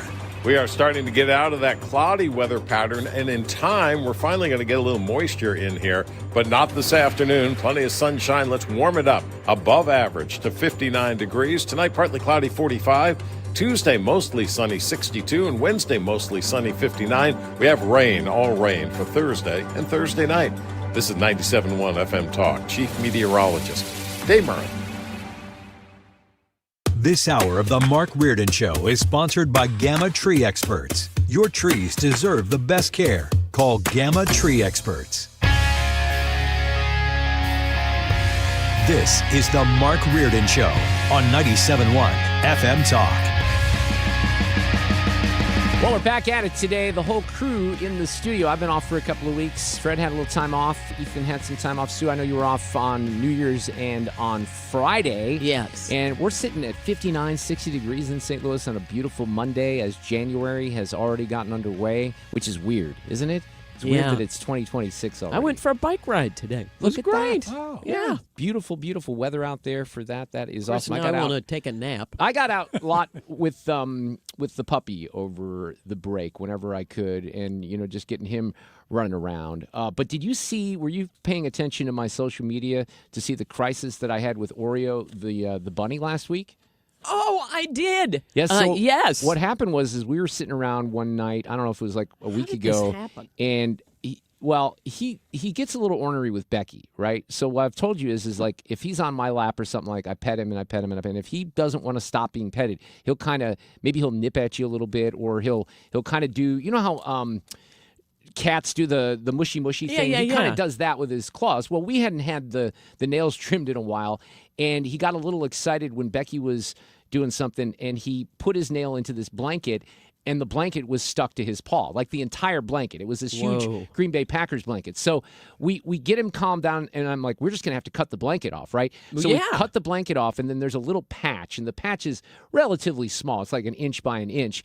But I tried to get it off, but I mean, their little legs are very, very skinny. So I had to call Hope Animal, which is my vet, and they specialize in that. And I brought him in, and he did great. And they took him out of the room when they removed the little, part of the blanket. Otherwise, I would have had that on video. But I did put a nice Instagram story together for people to chronicle Oreo's stress last week. But it was interesting because for 2 days, or for a day and a half, he was just hopping around with that blanket on his paw.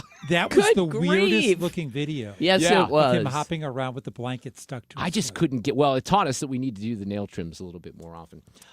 So yesterday I was on Facebook and I saw Joe Marlotti, who I love Joe, and I miss him. I used to see him a lot. He used to be on the show a lot. He's a local comedian. He's really, really funny. I think used to be a little bit closer just because, things change and you get away from people. But I shot him a message over the weekend because this is his post about this guy, Freddie DeMarco, who this is what Joe says. He said, Fred DeMarco was an all-timer. He owned, booked, and ran Deja Vu Comedy Club in Columbia, Missouri. Every comic who worked there has a Freddie story, and most will tell it while trying to impersonate his unique Jersey spittle accent. Fred was one of the biggest reasons I became a full-time professional comedian. He gave me stage time and advice when I was just starting out. Being a Mizzou alum, I always did well at his club, and he kept booking me. I went on to perform there dozens of times in the late 80s through the early 2000s. He'd call me for corporate shows, fundraisers, MC gigs. I always looked forward to taking that drive to Como because I'd get to sit down and shoot the breeze with Freddie D. Now, I worked in the bar business when I was at Mizzou, and if you work in the bar business, you know all the other people in the bar business. So I knew Freddie a little bit from that. And then I stayed in Columbia and I worked in radio. And the Deja Vu Club was really cool because Fred, you remember Deja Vu? Yeah, I up until this moment, I forgot all about it. Right. Yeah. So the bottom area was just a regular bar club, but there was an upstairs where the comedy club was. And they had the college circuit of the best comedians coming through every week, and I would promote them on, the radio show that I was doing. I'd have some of them on the air. I'd always go to the show. Freddie and the team at Deja Vu always took great care of me. I was in the front row for every show that I went to. One time this happened. There was a woman that I was with, a young girl I was with on a date, And she gets up, and like we're on one of the front tables, right? She gets up and has to go to the restroom, which is way at the back. I think you have to go out the back. So the comedian stops the set, and she walks out and goes, hey, here's what we're going to do. And he points at this other girl that's at the table across from me. He goes, this is what we're going to do. When she comes back, what's her name? I said, Suzanne. When Suzanne comes back, I want you to get up. I want you to slap him in the face and say something like, last night with me, tonight with her, you SOB. So it's kind of set up. He continues the kind of? Well, okay, but he does it real fast because she's off to the restroom, right?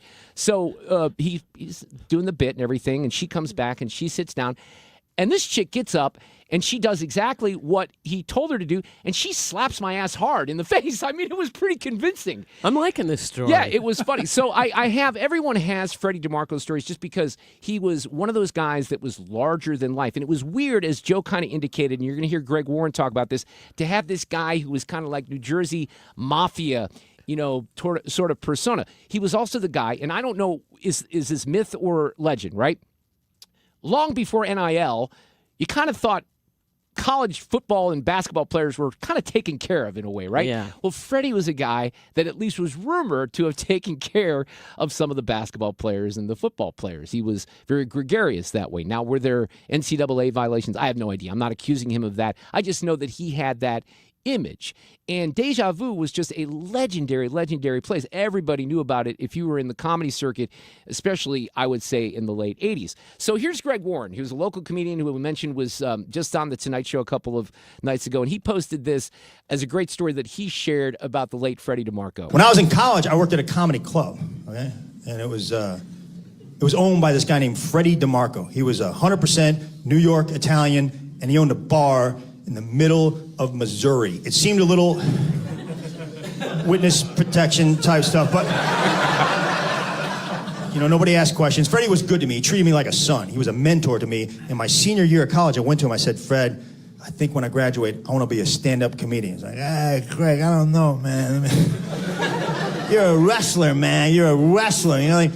Comedy and wrestling, Greg, they're very different things. I'm like, yeah, Fred, I wasn't planning on wrestling the audience. Like, let me make a couple of calls, Greg. I can't promise you anything. I don't know. And then he did. He's a really cool guy. He set me up with a job in Chicago, and he was going to get me introduced in the Chicago club scene. But I told you guys, I took that job at Procter & Gamble. So that's part of Greg's story, is that he was like, he started doing comedy, and he's like, I don't know if I can afford to eat, right? So he goes to Procter & Gamble. Yeah, and I had to tell Freddie, Freddie, I took a job at Procter & Gamble. Greg, why would you do it? Man, you're going to be bored, Greg. I just fell asleep between the words Procter and Gamble. No, Fred, it's a good job. They're giving me a company car. Yeah, they're giving me a company car, right? That's how they trick you into being bored. You really want to sell soap the rest of your life? I'm like, I'm not selling soap. I'm actually selling peanut butter. Why didn't you say so, Greg? I mean, that's an entirely different situation there. Here I think you're selling soap, but you're selling peanut butter. That's going to be a lot of excitement, Greg. I mean, think all the fun you're going to have with peanut butter. I mean, creamy one day, crunchy the next day. Greg, get in your company car and drive it off a cliff. The accent, by the way, he's nailing here. I did. I worked there for 10 years, and I told you guys, I loved it. I told you guys I did, but I could never get comedy out of the back of my head, and one day I did a crazy thing. Like, I went into my boss's office, and I just quit. And Freddie was my first call because I knew he was the only one that would understand. I go, Freddie, I did it. I quit P&G. I'm going full-time comedy. Greg, why would you do that? That's a good job, man. They gave you a company car. You said it was boring. I said that a long time ago, Greg. I mean, you're not a young guy now. I mean, your life's almost over. You're supposed to be bored, Greg. I mean, get a hobby. Play golf or something. You don't quit your job. I mean, comedy is a tough business, Greg. I mean, people don't need comedy, Greg. You know what they need? Peanut butter. There's a lot of stability in peanut butter, Greg. I love that bit from Greg Warren. Great. And, there's just guys and women, too, but there's people that are larger than life that touch so many different people in unique ways, and they all have stories. And unfortunately, I'm just going to be honest with you. A lot of my Freddie DeMarco stories I don't remember because I was blasted out of my mind on alcohol back there in the late 80s, and I was in, the bar scene. And I remember, here's a story for you. Remember the guy who played Skippy on Family Ties? Mark Price. Remember Kinda. Skippy? He was like Alex's best friend. Oh, let me go look him up. You'd know him if he's got dark hair, kind of Skippy. wavy hair. You really don't remember that if you watch I remember the Family Ties? name, but I can't think of his face. So I looked him up today. He still does stand-up. So he comes to Columbia, and the radio station I'm working with, right. So he comes to Deja Vu, and this is probably circa 87, 88 or something like that. And we bring him in for a charity event. He brings some scripts from Family Ties. He signs the scripts, and we do something like that. But he's got... I think he had 2 nights at Deja Vu. He's doing Friday and Saturday. You know, comedians do like an early show and a late show. Yeah. So he does the Friday show. And, this is before cell phones, so I'm not exactly sure how this went down. But I was somehow responsible for his transportation a little bit. Like I picked him up at the hotel or something like that. So I don't know if Friday went particularly well. I'm not sure what happened. But Saturday, this is how I remember it, because I think I was in my apartment, which is why I got a phone call. In the middle of the damn show on Saturday night, and I think this was the first set, not the second set, Freddie just pulled him off the stage and fired his ass because he was being such a pain in the butt. He totally deserved to get fired. Oh, And pulled off the stage because he was out of control. But Mark Price then calls me. And it's like, hey, I just got kicked out of Deja Vu. I need a ride to the airport in Kansas City. And like an idiot, in the middle of the night, I drive Mark Price to Kansas City. We stay at a friend's house. He gets on an airplane the next morning, and that's the last I ever heard from him. But that was a Deja Vu story that is bizarre. Really bizarre. But I'm telling you, like, if I remembered more, they'd be even more bizarre. I can promise you that. But that guy was a legend. Freddie DeMarco, rest in peace.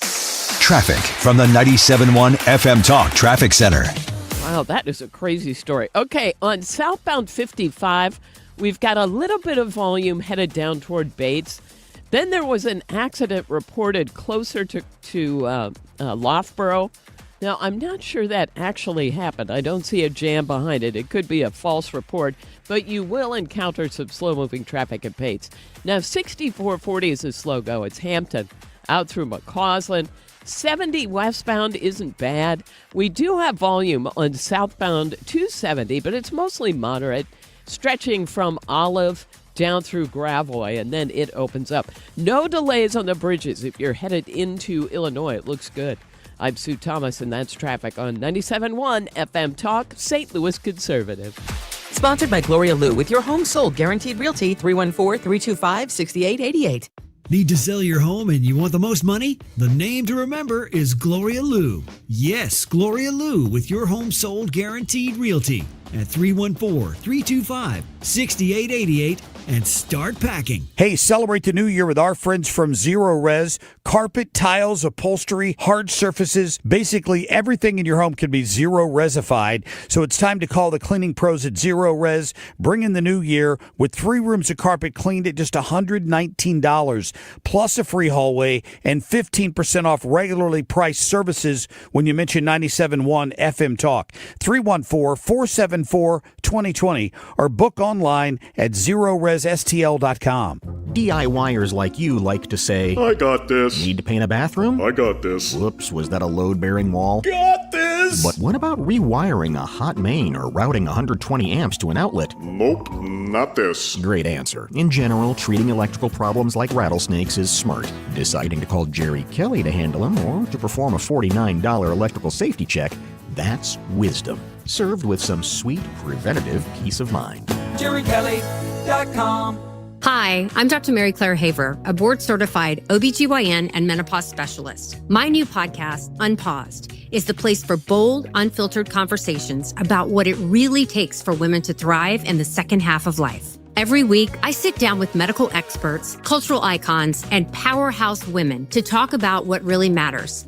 New episodes drop every Tuesday. Listen to and follow Unpaused with me, Dr. Mary Claire Haver, available now wherever you get your podcasts. You're listening to The Mark Reardon Show on 97.1 FM Talk, St. Louis Conservative.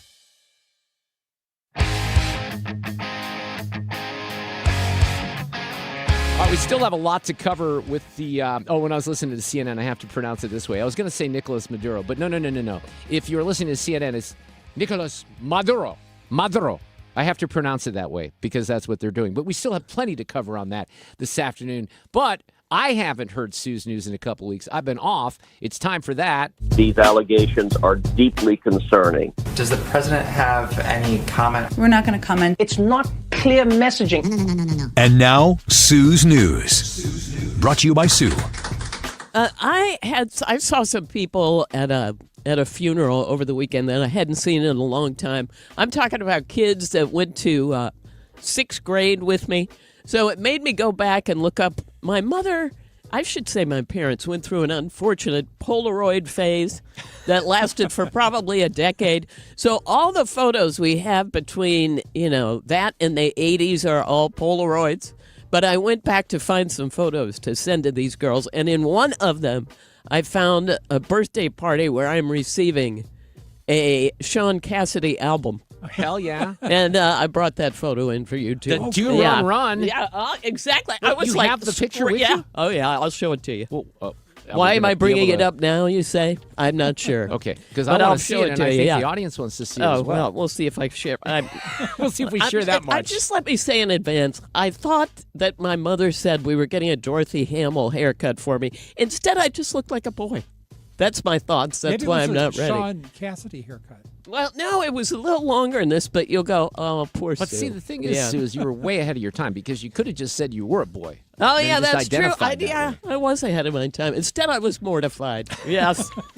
On this day in history, 112 years ago, in 1914, Henry Ford announced that he was implementing a minimum wage of $5 a day. Now, that's an 8-hour workday and profit sharing. Henry Ford was really ahead of his time. That sounds pretty good back then. Doesn't it? And the first national minimum wage didn't come along until 1938. And he did this in 1914.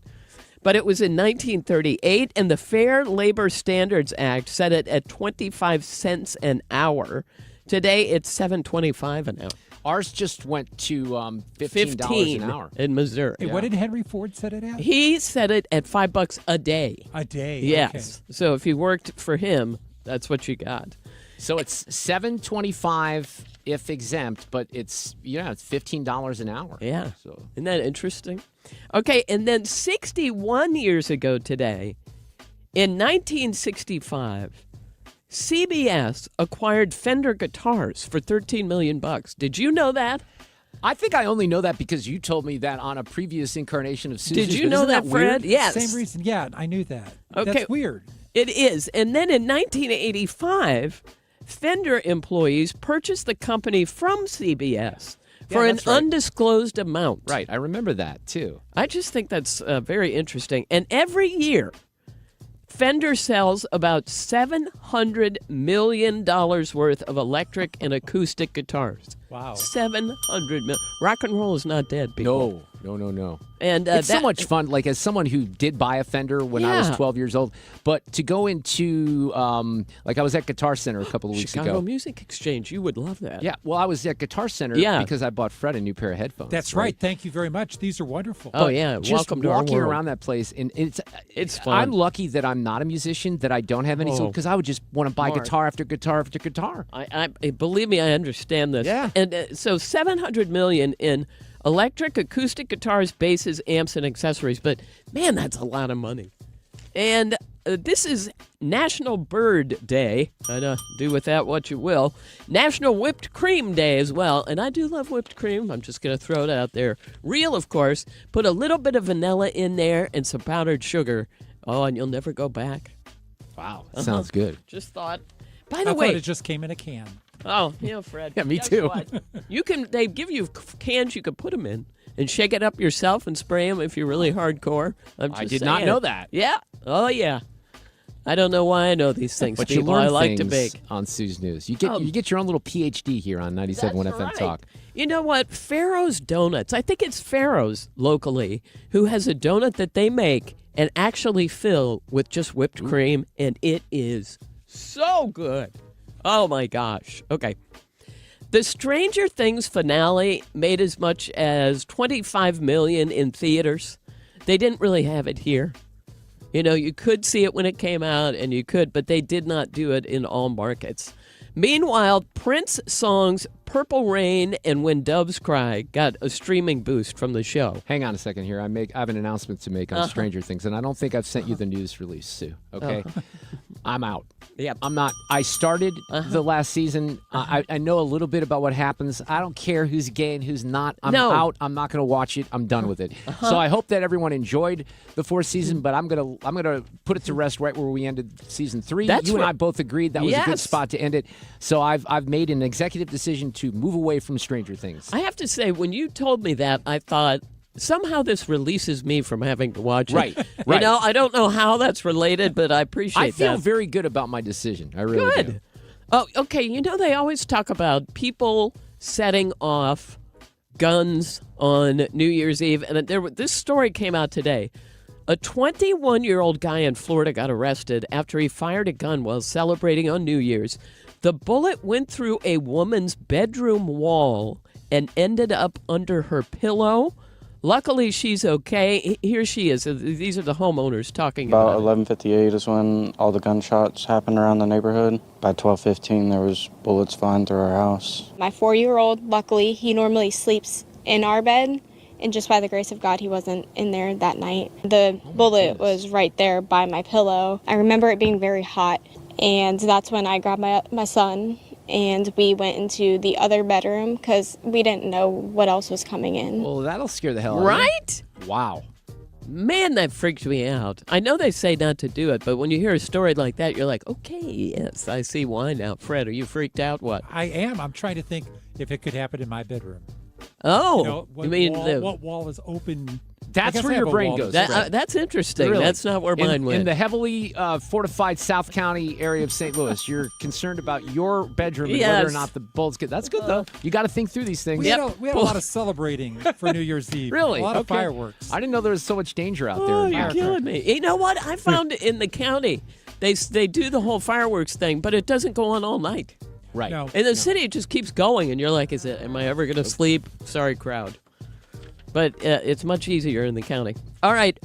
Properties hitting the public domain this year because they've reached 95 years old. That's how it goes. 95-year copyright maximum has been reached, and then you go into the public domain. Betty Boop, don't care. Blondie, Pluto the dog, Nancy Drew. Now, I do love Nancy Drew from reading all those. Sam Spade, and the song Georgia on My Mind. So if you start hearing it all over the place or in commercials, that's why.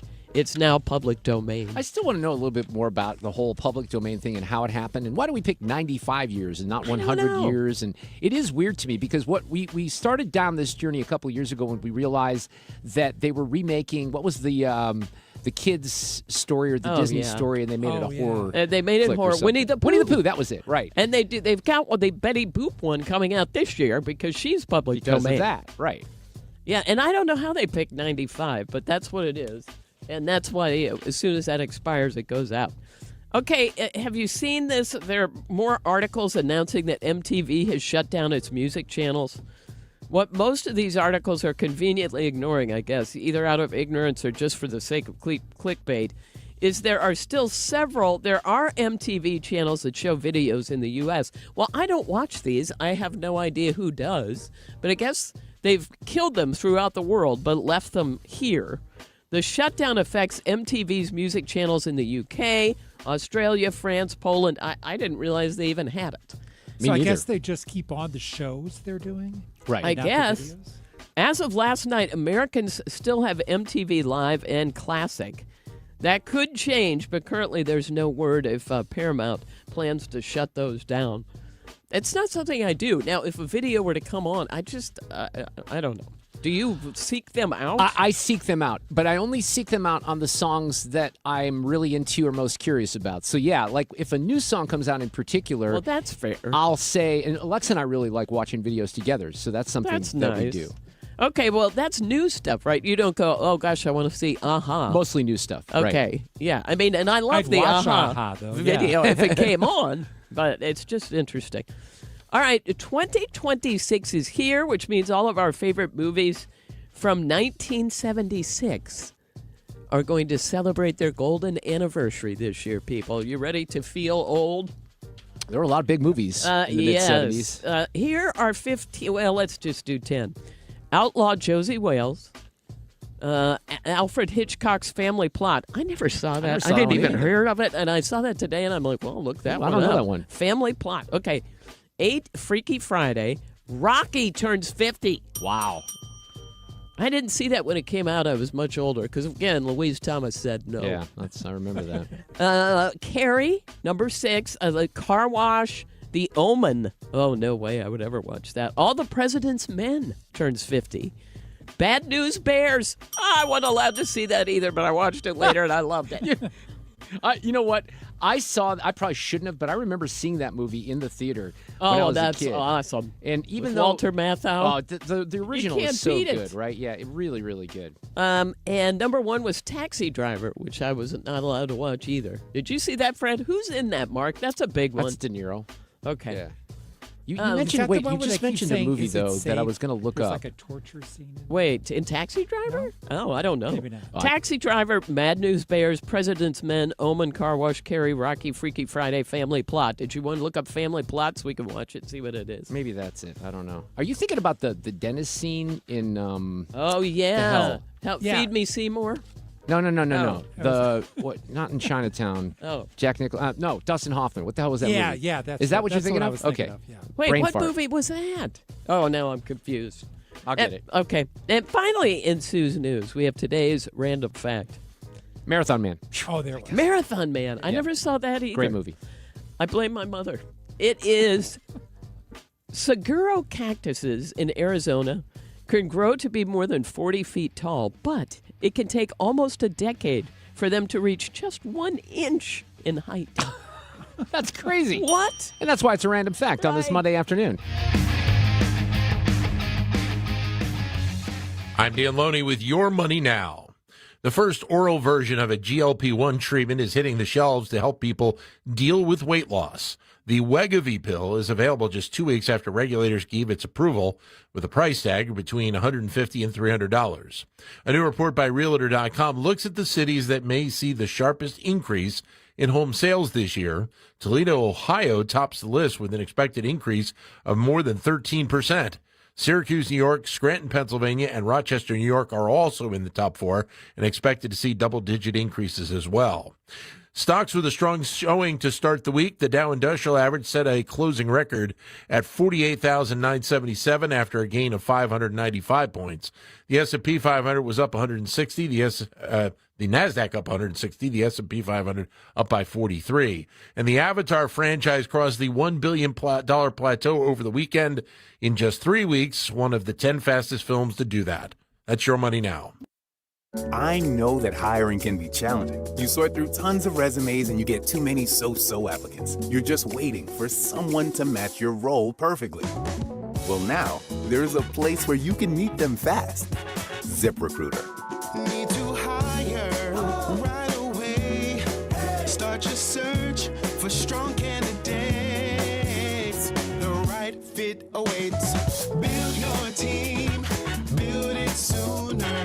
Meet your match on ZipRecruiter. Just head to ZipRecruiter.com/free right now to try it for free. And you're on your way to meeting your match. 4 out of 5 employers who post on ZipRecruiter get a quality candidate within the first day. So try it now. Go to ZipRecruiter.com/free. Once again, that's ZipRecruiter.com/free. Meet your match on ZipRecruiter. Try it free. Oh, my God. Fred and I just spent the last few minutes trying to explain the plot of Pluribus to Sue, and I don't think we accomplished anything. A there. little It was bit. really good. I thought your description But I'm still confused. was So you better than liked it. Fred's. You Yeah, liked- I Okay. did. So I watched Pluribus. I finished it. I have no idea what that damn show's about. But, it's Vince Gilligan. It's on Apple TV Plus. I'm very impressed that Fred watched it, so you'll have to talk Well, more he's- about that. yeah.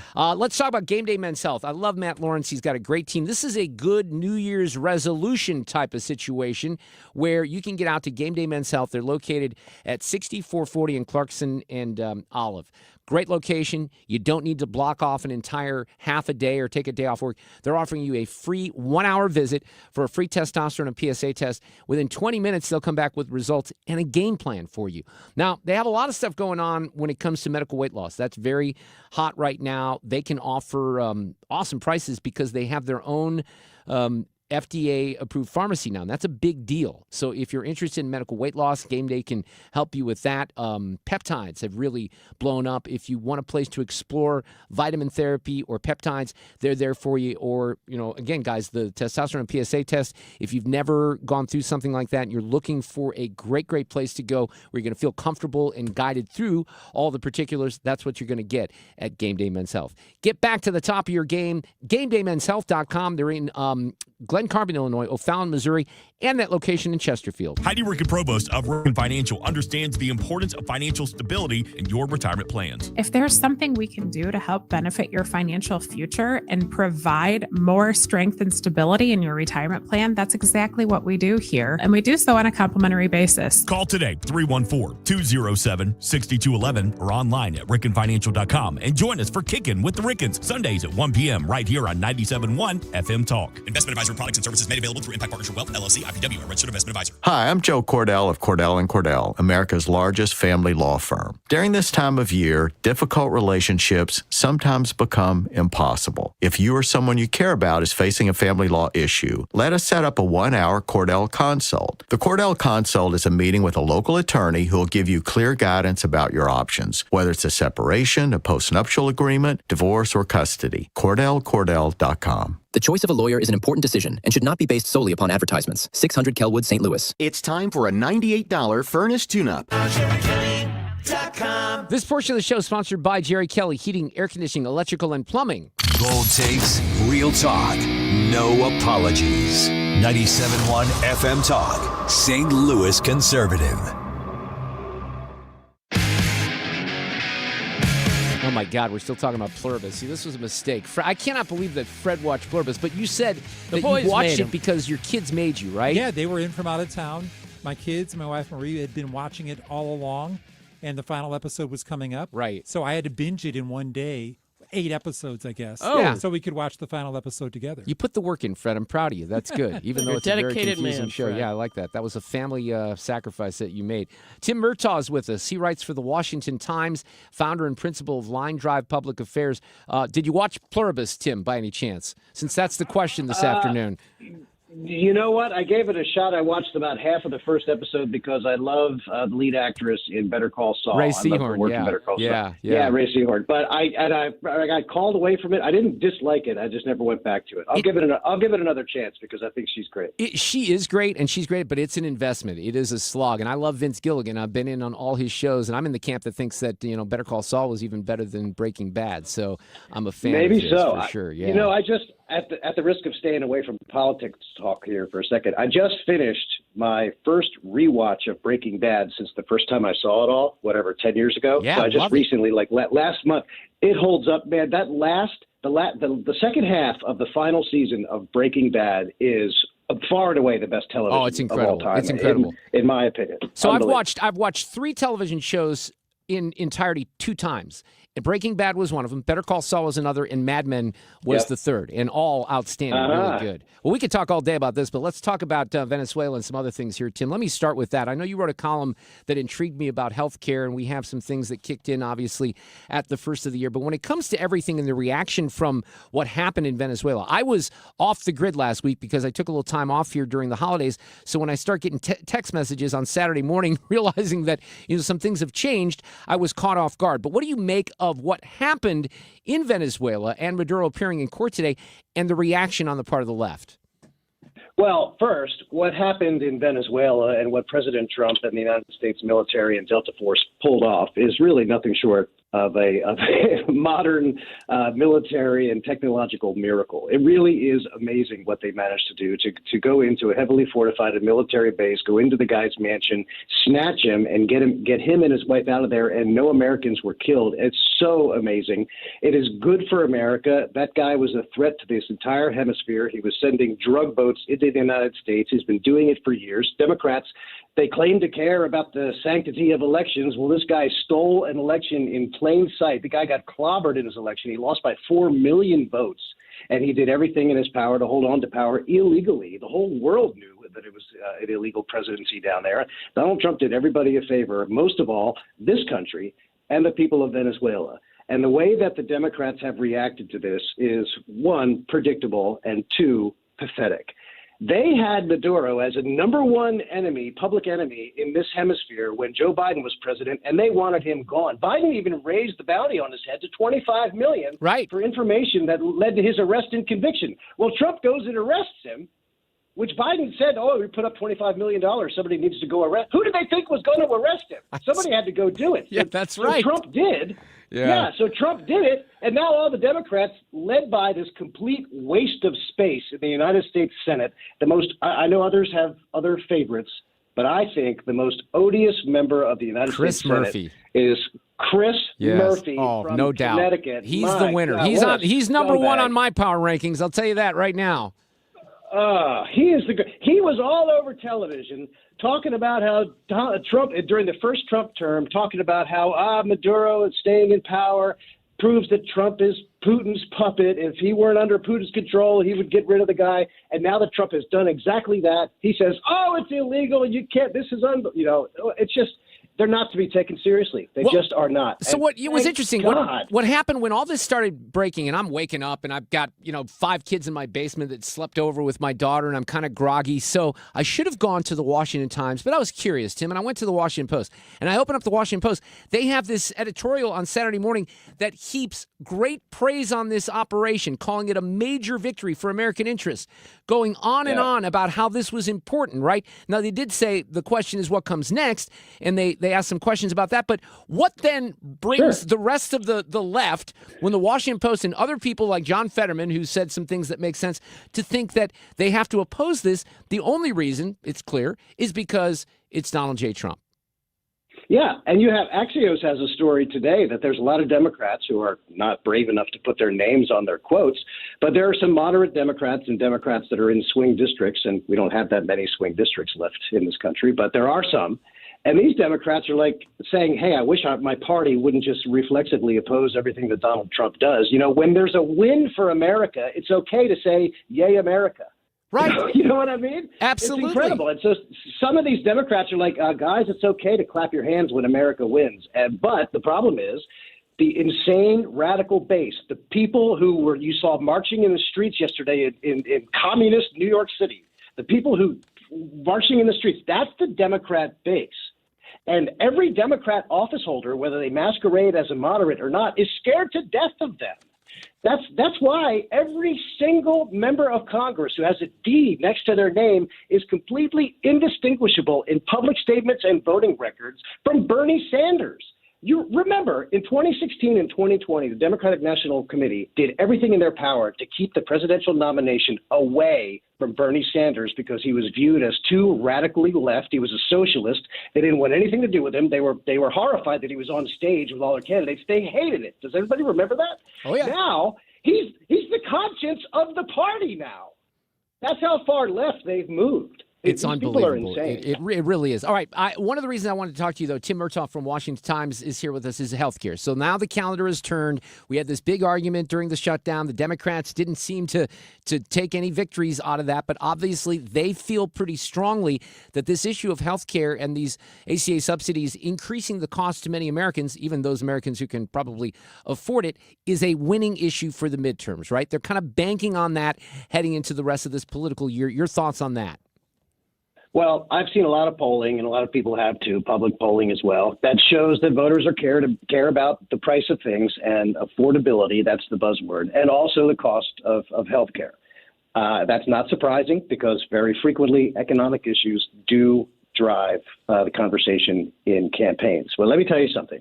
If there is going to be an election that is decided on the issues of the cost of things and the general health of the United States economy, there is no chance that Democrats should be able to win that argument against Republicans. The Republicans should never, ever lose an argument about the economy, not ever. That's my view.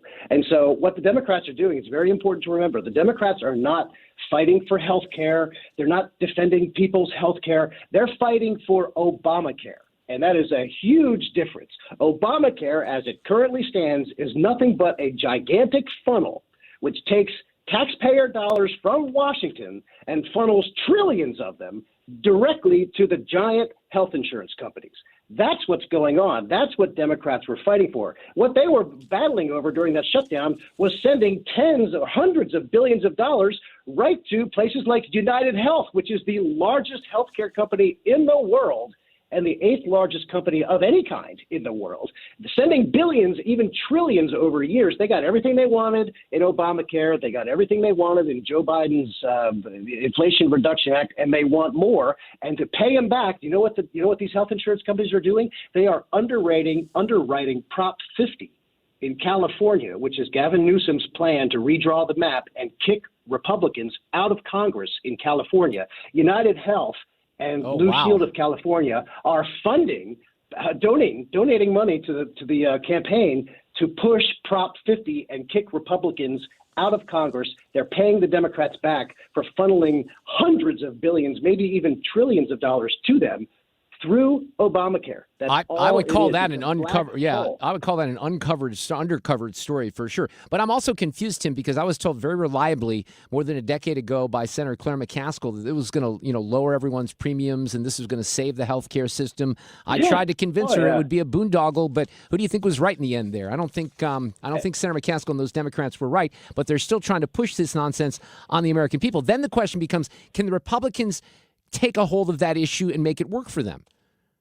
Well, I think they can, but they do have to have an answer. Here's the problem. The Democrats, their answer to health care is government money. Just throw taxpayer money at it, and that solves everything. I mean, that's the way that their answer begins and ends with just throw money at it, right? That's it. And it's the same problem. It's why college tuition is so out of control. As soon as the federal government stepped in and said, we're going to guarantee all of these student loans and no student will ever default to you, university, that gave the universities carte blanche to charge whatever they wanted. And that's why tuition is sky high. That's exactly what's going on with healthcare. You've taught these insurance companies that the money spigot will never get turned off. So they keep raising rates, and the Democrats just say, well, let's just give them more money, and that'll be the subsidy. And that's what they were fighting for. Another payday for the insurance companies. And so, yes, Republicans, but the problem for Republicans is our answer is never going to be just throw taxpayer dollars at it. It's so easy for the Democrats to do that. So we have to actually put together a really distinct and decent plan. It has to do with health savings accounts. President Trump is on board with not sending all this money directly to the insurance companies, the billions of dollars, send it to the people so they can make their own health insurance companies. We need to have competition across state lines. We need to have small businesses be able to band together and achieve economies of scale in larger insurance pools that they don't currently have access to. There are a lot of different ways you can do this, where the answer isn't simply, let's just throw money at it. What's frustrating, Tim, and you know this, is that many of us were talking about those other ideas back in 2009 and 2010. We talked about more of the free market solutions, and obviously those were rejected. Hey, thanks for coming on this afternoon. I love the energy. Happy New Year to you, Tim Murtagh. Appreciate it. You bet. All right, take care. Traffic from the 97.1 FM Talk Traffic Center. Okay, on the roads, it's not too bad out there. If you are westbound on 70, we do have a little bit of volume now at Jennings Station Road, but then things open up and look fine. Now, 6440 has volume, but it's now approaching Kings Highway out through McCausland, so that's just the usual.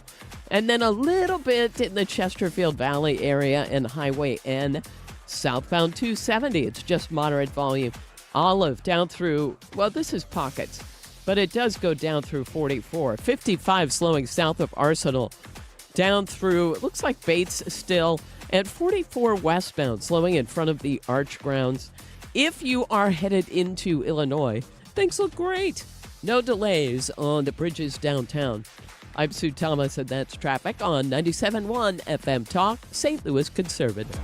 Thank you, Sue. It was a great year in 2025 because I got to know Mike Gower and Melody Pepper, Mike's daughter from Michael's Baths. They are a great local company, and they can help you as you start this year and you're thinking about a bathroom remodel. Maybe not an entire remodel. You're just looking to make one of the trends, if we're just being honest here, and Mike and the team would tell you this, is taking, a tub and converting it into a shower. Or maybe you have a situation where you have a shower space that's not quite safe as mom and dad or others are getting older. They can help you with that. And then make sure they're very specific to what you need and your needs for your body size, I would say, because what they do is, I want to explain this so it doesn't sound offensive, but they're going to come in, give you a quote, talk about your needs, and they'll run through a situation where they'll find the most comfortable chair in your house. They'll make sure that they get that height exactly right so you're comfortable when you're in the shower, etc. They take great care of you is my point. It's excellent customer service. Michael's Baths, always 30 to 50% less than the competition.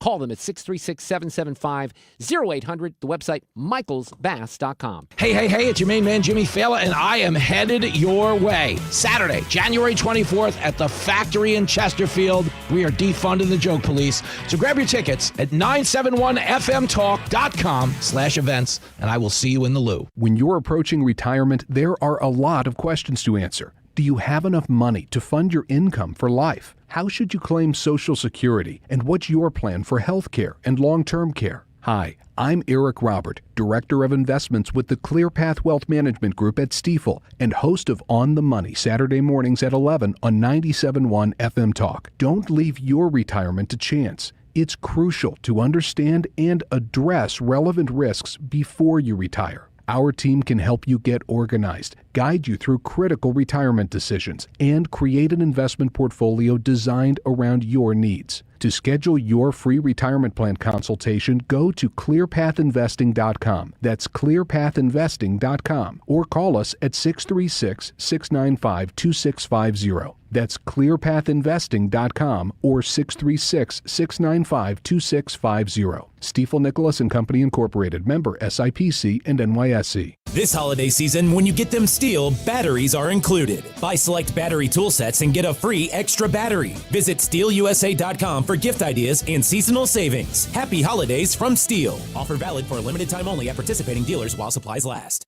The Mark Reardon Show, 97.1 FM Talk, St. Louis conservative. He now has a chance to win the division for the Ravens. The final play of the regular season for the final spot in the playoffs. Tyler Luke from 44. Snap good. Hold it. The kick is no good. It is wide right. Mike Tirico with the call last night. Frank Cusumano from KSTK with us this afternoon. That was an entertaining and crazy football game last night. And what a way to end the NFL season, the regular season, Frank. How are you? Mark? Yep. Can you hear me? Yes, sir. There you go. Happy New Year. How are you? Yeah, I got to tell you, I can't remember a game not involving like a St. Louis team or like heavy gambling that I've ever yelled so loud.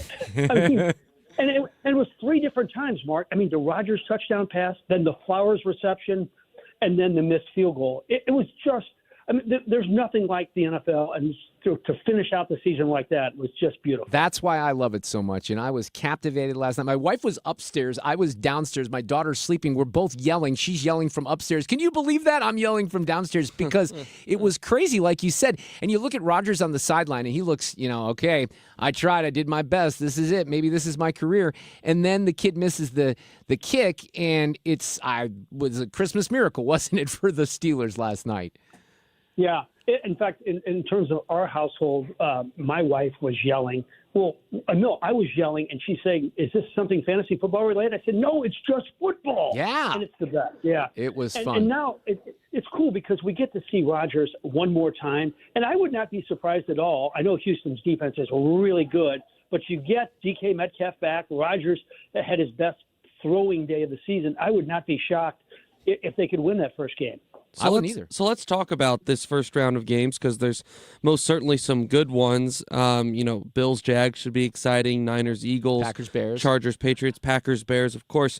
What stands out to you about these first round of games? What are you most looking forward to headline wise from the wild card weekend? I mean, that Packers-Bears game is going to be absolutely insane.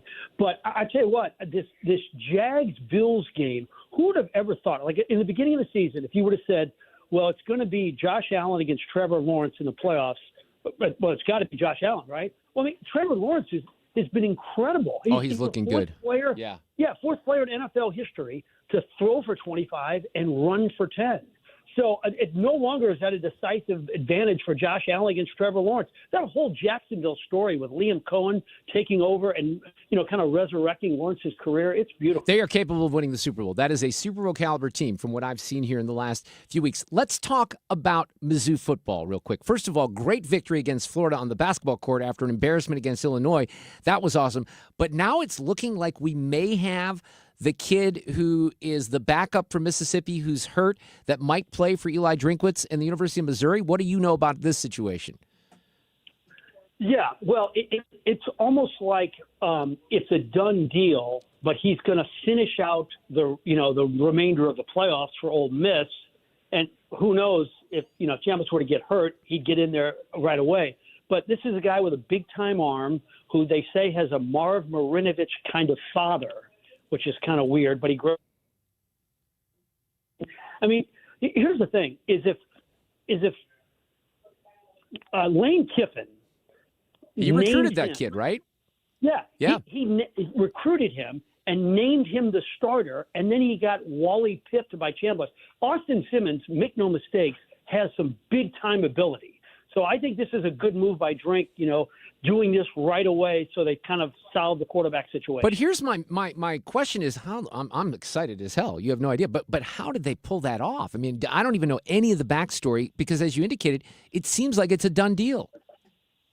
Well, I think that he knows Chambliss is going to come back and that there's no job for him there. And I think Mizzou just said, you come here, you are our starter, and this is the amount of money we can pay you. Right. And it just, it worked out great. Sticking with college football, in large part, the playoff has been, not besides that Ole Miss Georgia game, it's been some beatdowns, and it felt like watching the Rose Bowl on New Year's Day that it almost felt like a changing of the guard as you watch Curt Cignetti's Indiana just absolutely pummel the Alabama Crimson Tide. What did you take from the quarterfinal games, Frank? Well, again, like if you were in Mars for the last 3 years and you woke up and, wait a minute, Indiana is destroying Alabama in football. I know. How does that happen? Yeah.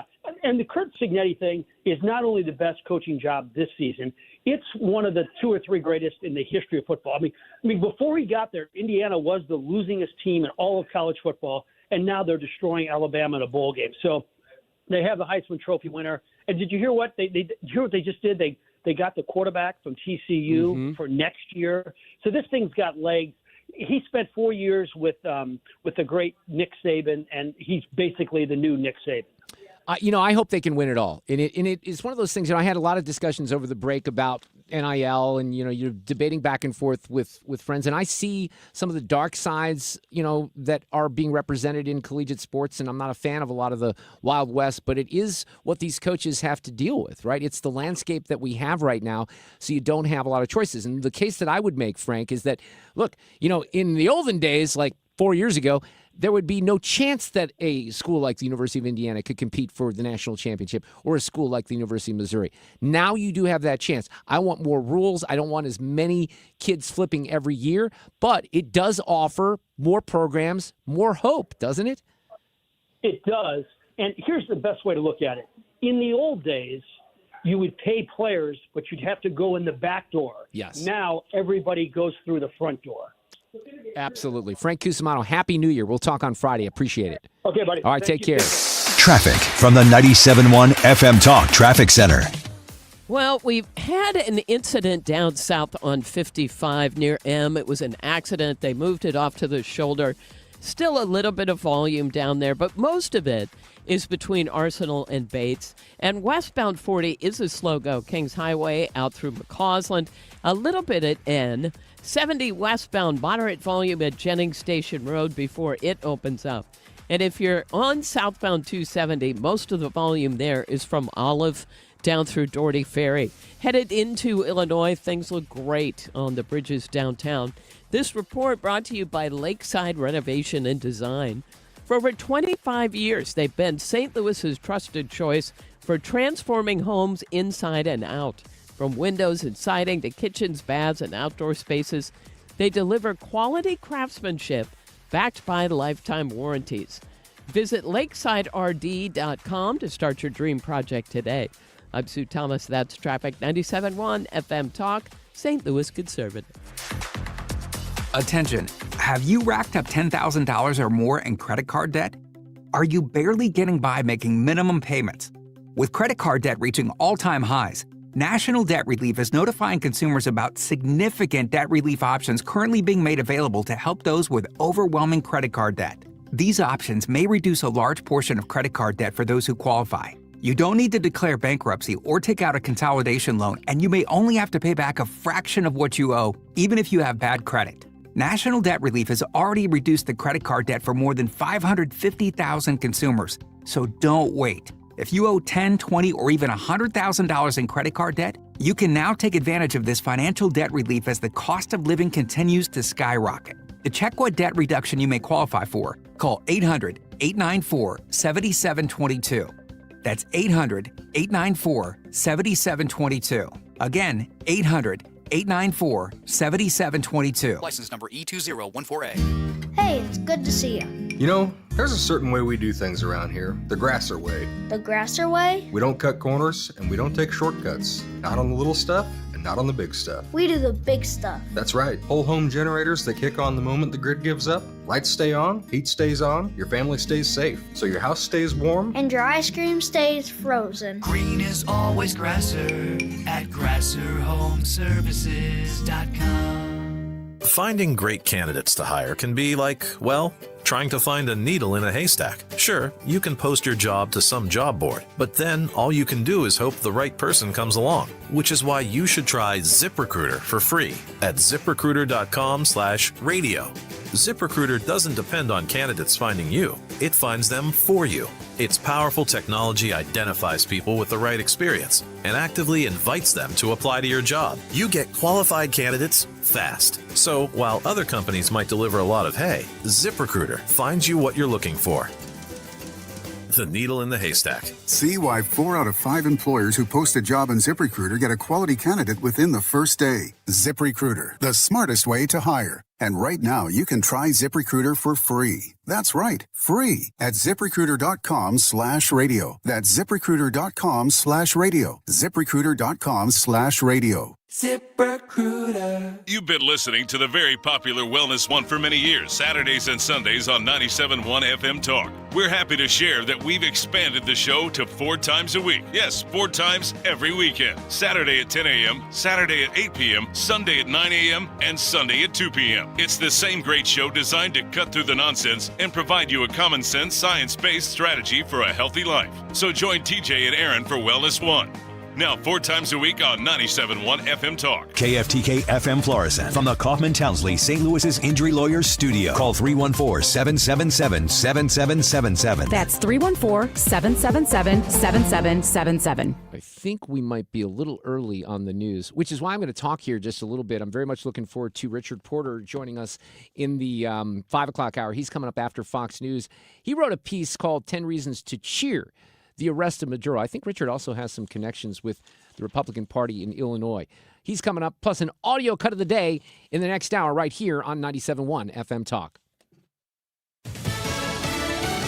Proclaiming his innocence. I'm Lisa Lacera, Fox News. The first court appearance in New York City for deposed Venezuelan leader Nicolas Maduro and his wife as they face charges of narco-terrorism. Maduro and his wife, Celia Flores, both pleaded not guilty to the charges that they face, which include drug trafficking and weapons offenses, and they're due back in court for a pretrial hearing on March 17th. But another interesting moment from inside the courtroom today was when Maduro said, quote, "I'm innocent, I'm not guilty, I'm a decent man, I'm still president of my country." But prosecutors say Maduro and his wife partnered with narco-terrorists like the Sinaloa cartel and the Tren de Aragua gang to traffic thousands of tons of cocaine into the U.S. Fox's Nate Foy outside Manhattan federal court. Senate Democratic leader Chuck Schumer blasted the Trump administration for the capture of Maduro and said he will force a vote on a war powers resolution. Focused on lowering the cost of living, lowering health care costs, lowering grocery prices. Just like Donald Trump broke his promise to release the Epstein files, he's now breaking his promise to end American involvement in the endless wars. Florida Republican Congressman Carlos Jimenez praised the president's action. What the President of the United States did was to save American lives. Secretary of War Pete Hegseth, Chair of the Joint Chiefs of Staff General Dan Kane, and other administration officials briefing key members of Congress on the operation this hour behind closed doors. A federal appeals court has ruled the Trump administration cannot carry out steep cuts to federal grant funding provided by the National Institutes of Health to universities engaged in scientific and medical research. A 3-judge panel of the Boston-based appeals court upholding an injunction secured by 22 Democratic attorneys general, medical associations, and universities after determining the funding cuts announced in February last year were unlawful. America's listening to Fox News.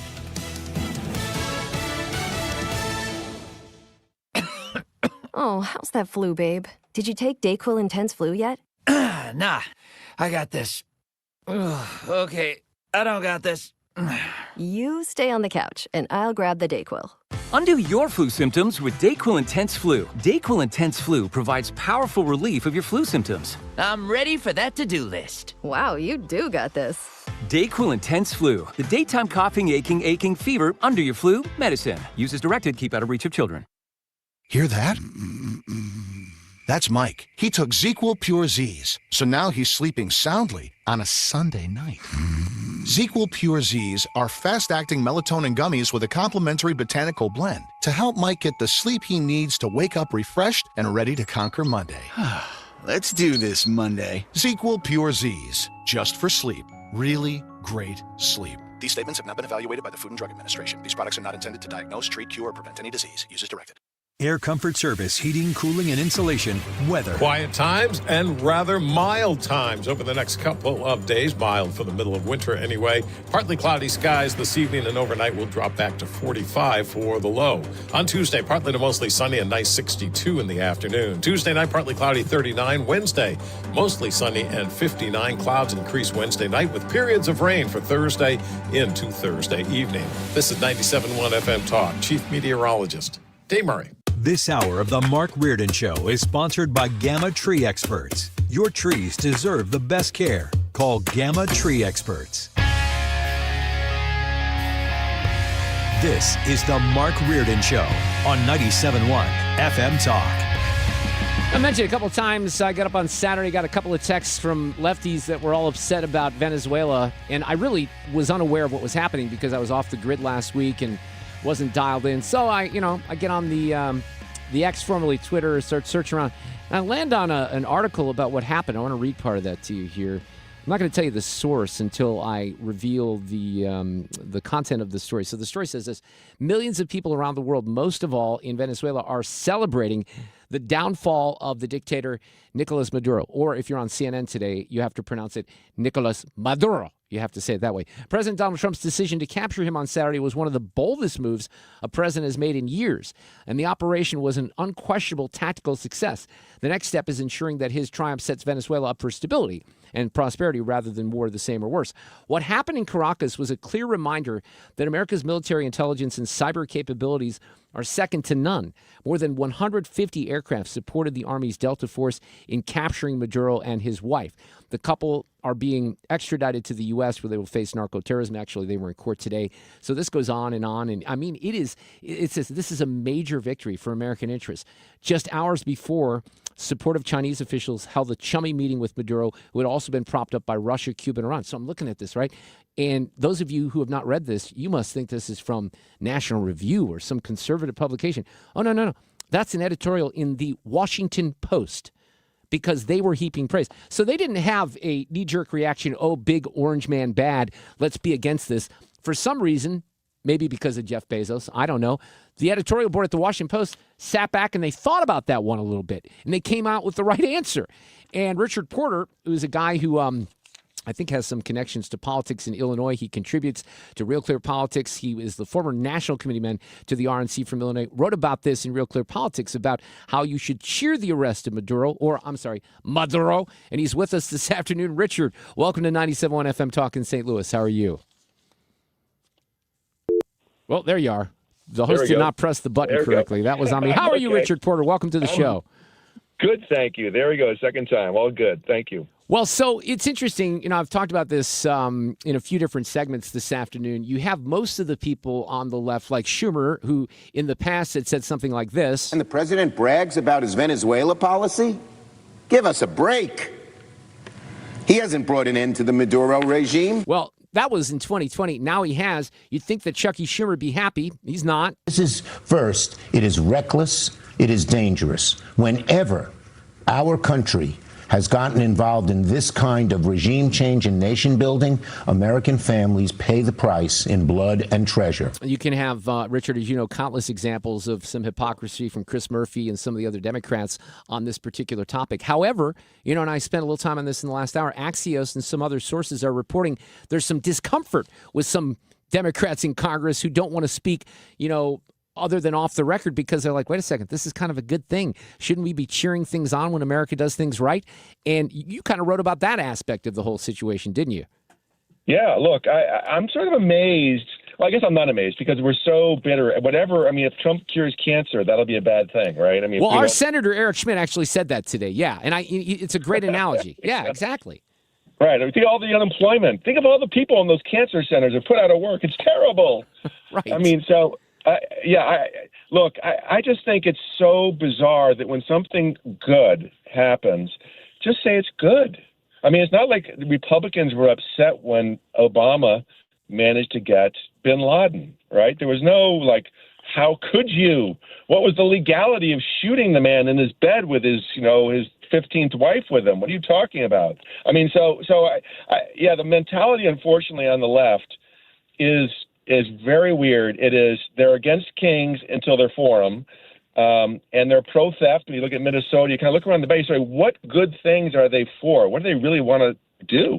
It's just weird. So explain, because one of the things that this is framed around a bit, and I referred to this in the Washington Post editorial, and you wrote about this too, that this really has some effect on China's involvement in our hemisphere, right? And in Russia as well. Yeah, look. Venezuela had been the crossroads for all the bad people in the world. It was bizarre. They had Iran in there. Hezbollah was in there. They had a base. They were using it for drug trafficking and money laundering. They're still there, but I think right now the Venezuela leadership and the military there is looking around and saying, are they better off or worse off with Cuban advisors, Russian advisors, Chinese advisors? Iran is there. They have their own port, actually, in Venezuela. They have access to their own port where they ship out, we believe, uranium, which is used in their nuclear program. So Venezuela had become a crossroads for all the bad people in the world, all the people that want to do us in. So getting a change in there and sweeping this out, it isn't just about eliminating the drug trade, which is the primary purpose for why the president acted. It has all sorts of corollary benefits that affect our policies with regard to China, with regard to Iran, with regard to Russia.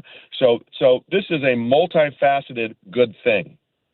So you referred to this in your column. I want to play this. We had a reference to Senator Schmidt, who had the crack about cancer, and if he cured cancer, everyone would be against him as well. But you made a reference in your piece on Real Clear to the Monroe Doctrine, and Senator Schmidt mentioned that today as well. This is our hemisphere, and we need to protect the American people. So we cannot allow some 10-pot dictator in Venezuela or anywhere else to funnel drugs, poisoning Americans, sending their worst of their worst in this country to murder Americans, and again playing host to some of the worst actors, our adversaries around the world. So President Trump, when he says he's going to do something, he does it. And I think the world is watching. They should understand that. This guy isn't playing games. I think that certainly would be one major takeaway. Maduro said, come and get me. I think the guy in Colombia is basically saying the same thing. I don't know if I were him, I would say that right now based on what happened in the last 3 days. Right. I don't think Colombia is directly in the crosshairs at the moment, but I do think cleaning up Venezuela is. And I think when the people, the purpose of the Monroe Doctrine in the 200 years ago when President James Monroe promulgated it was to keep the foreign powers out of our hemisphere where they could be, use foreign bases to assault the United States. So this was a way to maintain our security. And it's the same purpose today, only it's more important today because Venezuela is only a couple-hour flight from Miami. And when you think about things like suitcase nuclear bombs and so forth, and you think about the fact you have Hezbollah and Iran's nuclear ambitions. Just put it together yourself. The truth is, we've been in Venezuela on a secret basis for years because we have been very worried about that. And I think what happened is they just went so far, they opened the door for taking a clean shot at taking out the Maduro and then rolling up this regime. And, and look, it's not MAGA to worry about the Venezuelans, but the truth is, from a humanitarian point of view, because that regime was so bad, because they instituted the socialist policies there over the last 20 years, 8 million Venezuelans left Venezuela. So you think about the migration crisis we've been experiencing in the United States, it's been driven by terrible policies like Maduro's. Right, absolutely. So, but then the question becomes, because this is where there are legitimate questions, what happens next? So you have Delcy Rodriguez, who was, I guess, the vice president. She's now the acting president of Venezuela, but no better than Maduro. I mean, defended Maduro when it came to some of the drug trafficking and election stealing charges. So how will this improve the situation? Trump's already made some references to, you better be careful because you saw what we did here, but does this dramatically improve the situation for the Venezuelan people when you have someone that's still on board with Chavez and Maduro and their philosophy?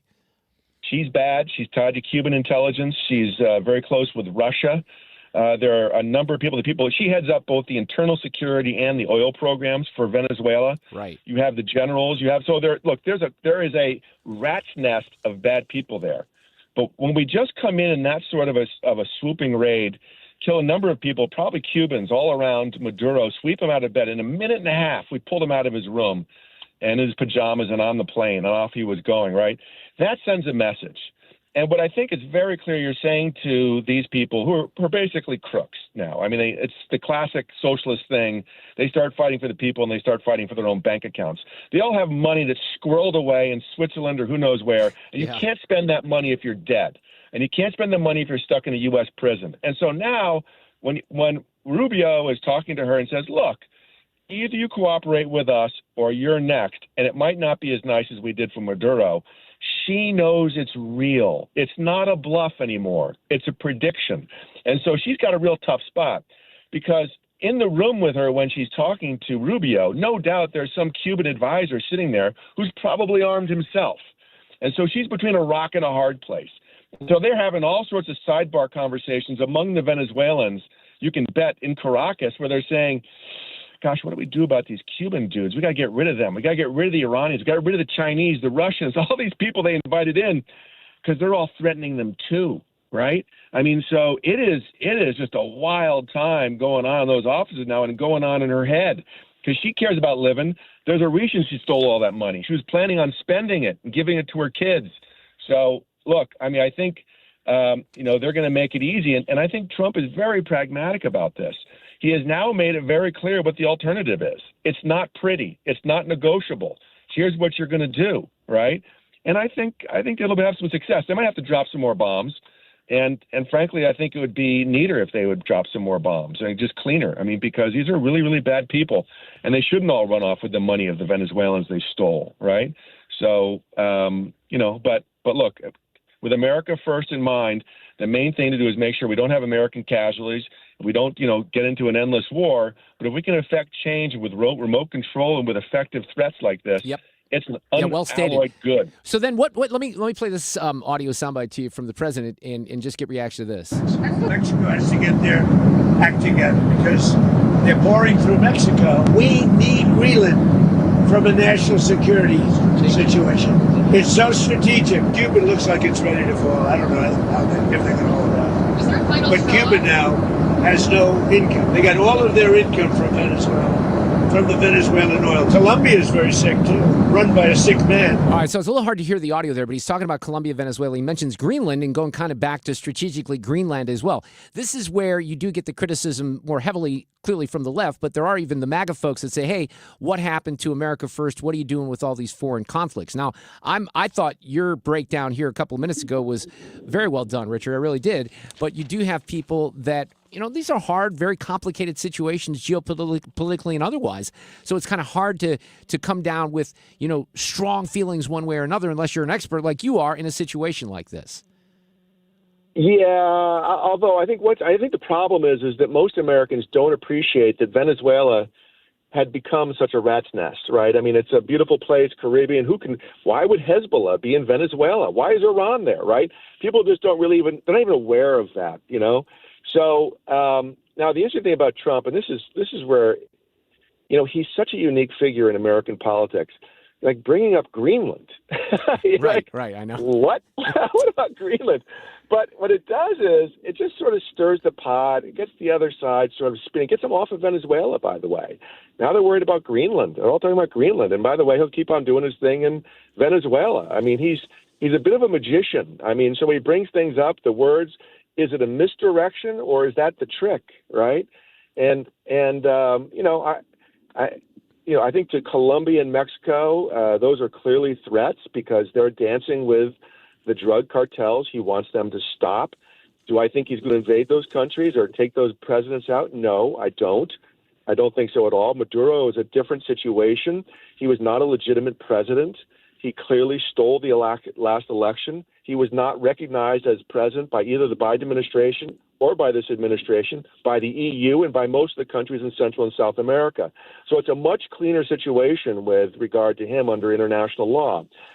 It's just different. But by emphasizing to Colombia and Mexico, look what I did. Just think what I could do with you and with the people around you, right? It's an effective threat now because it's real. People saw what we could do, and maybe it isn't her, but maybe it's her corrupt chief of police or something like that. I'm not saying that he is per se, but there are other people around who are going to be dirtier, who are going to be a cleaner issue that the DEA could, deal with in one way or another. So I just think his aggressive posture, the war on drugs is a metaphor, no more. This guy is out to stop the flow of drugs in the United States. We've got the border secure. We're going after distribution networks with the ICE enforcement against illegal immigrants and the drug gangs. So, again, it's like the Trump full court press on everything all at once, and I think his opponents don't really know which way to turn because I think you're right about that. So then, what are your thoughts? Because I've played a fair amount of audio here. You do have the Chris Murphys and the Schumers embarrassing themselves. The left of the left think this is the worst thing ever. Obviously, it's nation building, all this stuff. But we're getting indication from Axios and some other legacy outlets that are talking to Democrats who don't want to go on the record, and they're saying, "Wait a second, you know what?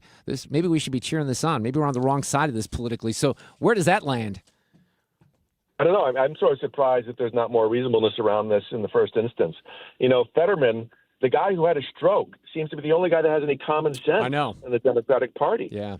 So, and he's, I think he's come from a swing state, and I think he understands that by, occupying the middle, it's a good place to be as a politician. And he had brain problems, so you'd think it'd be pretty straightforward for other politicians. But apparently not. Richard Porter, Real Clear Politics, thank you so much. What's your connection? You were a national commitment to the RNC from Illinois, so what's your Illinois connection?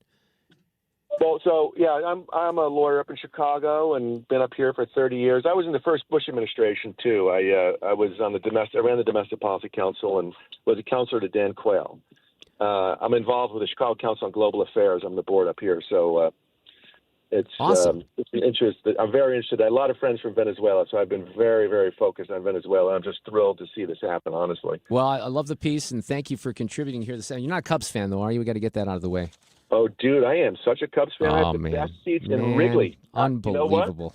If you were nice to me, I would say, look, you'd come and watch a Cubs game from the first row and be on home plate. But hey, I do appreciate your Bruce Springsteen enthusiasm. I heard Fred told me you were doing a little search into the bio. Yeah, I'm that. Yeah. There's a lot of us who are conservative who, kind of have mixed feelings these days. But look, I've been a fan since 1980. I saw him for the first time on the River Tour. I've seen him 45, 47 times in concert. Yeah. I've met him. I sat next to him at a movie. So, they say don't meet your heroes. I kind of met my hero, and it was okay. But he's kind of taken a bit of a turn in the last couple. Look, I just think he's not being realistic. It's one thing to have criticism, and this is maybe a broader conversation for everything, Richard, that we're talking about.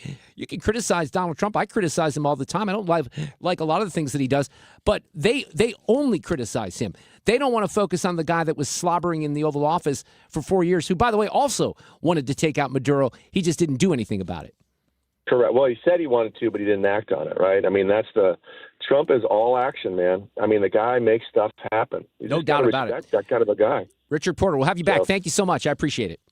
Thank you. All right, take care. Bye. Traffic from the 97.1 FM Talk Traffic Center. On the roads, it's been a little bit interesting. We've had some issues out there. 55 southbound looking better, but still some moderate volume headed down toward Herculaneum because of an earlier accident. 55 southbound also slow between Arsenal and Bates. That's in the construction zone. There is an accident. This one is eastbound 44 past Jameson, and they've got the 2 center lanes blocked, so take care through there. And westbound 40, Kings Highway out through McCausland, and then you get a break a little slow at Lake St. Louis Boulevard. 70 westbound, moderate volume at Jennings Station Road, but eastbound is a little slow. Headed into downtown east of Salisbury, quiet through North County. And looking good on the bridges downtown. This report brought to you by Point with an E Pest Control. I'm Sue Thomas, and that's traffic on 97.1 FM Talk, St. Louis Conservative.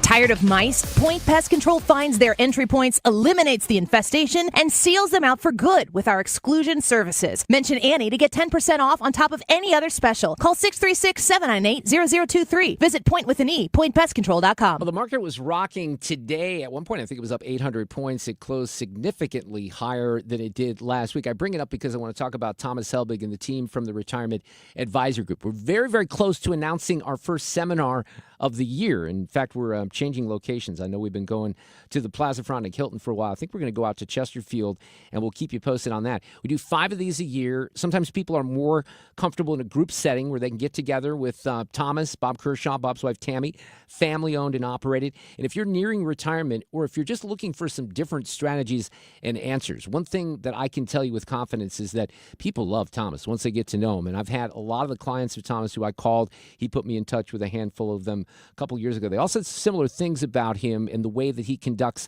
his advisory role, because he's not telling you what to do. He's giving you the advice so you can have as much money in retirement as possible. But they all said this. They said they wish they would have met him sooner. And you don't have to make that mistake. So come in for a free retirement review. We'll keep you posted on the next seminar. In the meantime, you can skip the line, go right in, make an appointment today at retirementkey.com for Thomas Helbig and the Retirement Advisory Group. New tax resolution firms are popping up every day with high-paid celebrity endorsers, advertising ridiculous claims in their TV ads. That's why they have the tiny, unreadable disclaimers at the bottom of the screen. Hi, this is Lance Drury with the Lance Drury Law Firm. Our ads never have those ridiculous, fast-talking, tiny disclaimers at the end because, simply put, there are no guarantees when it comes to the IRS and wiping out tax bills. And we don't make promises we can't keep. Of course, there are ways the Lance Drury Law Firm can help resolve your tax debt, but no company can guarantee it will eliminate it. This is why their clients call the Lance Drury Law Firm when those promises don't pan out. If you have tax problems, you have legal problems, call me, Lance Drury in St. Louis, at 314-260-6120 or visit Lance, D-R-U-R-Y, law.com to schedule your free consultation with your local tax resolution law firm. The choice of a lawyer is an important decision and should not be based solely upon advertisements. Do you owe $10,000 or more to the IRS like Mark? I've been doing home remodeling for 30 plus years, but the economy crashed. I wound up losing my home, losing my job, and on top of that, owing the IRS a ton of money. I owed the IRS $114,000. It really, truly was the worst part of my life. Then Mark found tax relief advocates. On news radio, I heard about TRA, and I thought, what's the worst that could happen? So I picked up the phone and I called them. When it was all said and done, TRA settled my $114,000 debt for $100, and I'm telling you, I was ecstatic. Could not believe it. Would recommend TRA to anyone. If you owe 10 or even hundreds of thousands of dollars to the IRS, don't lose hope. Do what Mark did and call TRA for a consultation. But TRA did. They gave me a second chance, and I'm forever grateful. Visit TRA.com or call 800-491-9914. 800-491-9914. That's 800-491-9914. This is the Mark Reardon Show on 97.1 FM Talk, St. Louis Conservative. One of the great things that happened in 2025, and I don't want to be overly optimistic about legacy media changes, but Barry Weiss taking over at CBS News is really, really significant. Tony DeCopel is the new anchor. There's every indication that he's not a crazy left-wing lunatic. There are efforts at CBS News nonstop, seemingly these days, to go to the heart of the story, to get answers to the questions, to not just cover the stories they're already covered, but to expand on the story and to move it to the next level. That's what you do in journalism, right? I was taught that at the University of Missouri, but that's not what they really have done in newsrooms, especially CBS. Bernie Goldberg wrote about this in 1998 in his book Bias, and he kind of outed everyone at CBS News. And, those of us of a certain age, we were all people who grew up with the nightly newscasts, right? I remember, and we all had our favorites. I was a Tom Brokaw guy. I like Jennings okay as well, but I was such a news junkie, I'd watch all of them. I hated Rather, though. I will say that. Hated Rather, and I was right about that. Vindicated by that.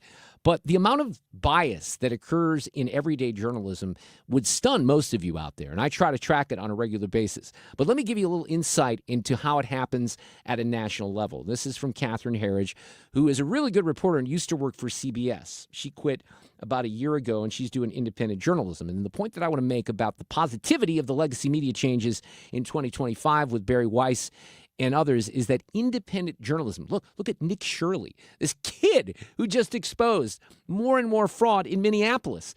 It wasn't CBS that did that. It wasn't NBC. It wasn't the New York Times. It was just some kid who started knocking on doors. So independent journalists have become very important. And they're seemingly, and I pointed this out on a regular basis, seemingly the only ones out there that are willing to ask tough questions. So Catherine Herridge, who is now doing independent journalism, decided to put a little video out over the weekend, and it was her explanation of how CBS executives blocked the Hunter Biden laptop story. Now, this runs a couple of minutes. I may stop here and there, but here's Catherine Herridge telling her story. We eventually broadcast a story about the Hunter Biden laptop after the midterm elections in 2022. We commissioned a forensic review. I got a copy of the laptop data. I have it here still. I went to a lot of effort to get the cleanest copy of the laptop data, the same data that was provided to the FBI, because I didn't want to have any professional journalistic risk for CBS News. I wanted this thing to be totally locked down. When we did the story, we did it after the midterms. I argued against that because it was ready before the midterms. And my training is that you should always do the story when it's ready to go. You should not be dictated by the political cycle. Ooh, that's unique, isn't it? When it comes to journalism, we found that that's very different in journalism in the last 15 years. Probably more, but certainly the last 15 years. Once we got the laptop story on the morning news, I felt that there was so much there that we could still do. For example, in the text messages, there's unfortunately the use of the N-word, the liberal use of the N-word. And I thought this was worthy of a story, but I was told that it was not something that interested CBS News. Okay, now that's fascinating in and of itself, because Morgan Wallen, one of the biggest country stars on the planet, stumbles out of his house drunk, calls a white dude the N-word, and every media outlet makes him out to be a racist, right? And then he has to go into rehab for it and make apologies. Luckily, he's a big enough star where he survived that. But think about that, because the N-word will play if it's going to play against Republicans and conservatives, but if it's going to make the lefties look bad, we're not going to touch it. Then I asked for a forensic review of the laptop, and we found that there were more than half a dozen emails that were likely used by Joe Biden. I thought that was a story. But the answer that came back was, well, we need to know what the content is of the emails. But that was going to be a years-long process. So there was no way. So there were a lot of reasons I was told not to do it, not to pursue it. I spent a lot of my time at CBS following the Hunter Biden story. And one of the things that really struck me is this kind of disconnect. I didn't understand how a senior executive like George Cheeks could tell me that this was a high priority for the network and for his boss. And yet the executives at CBS News, show producers, anchors could refuse that.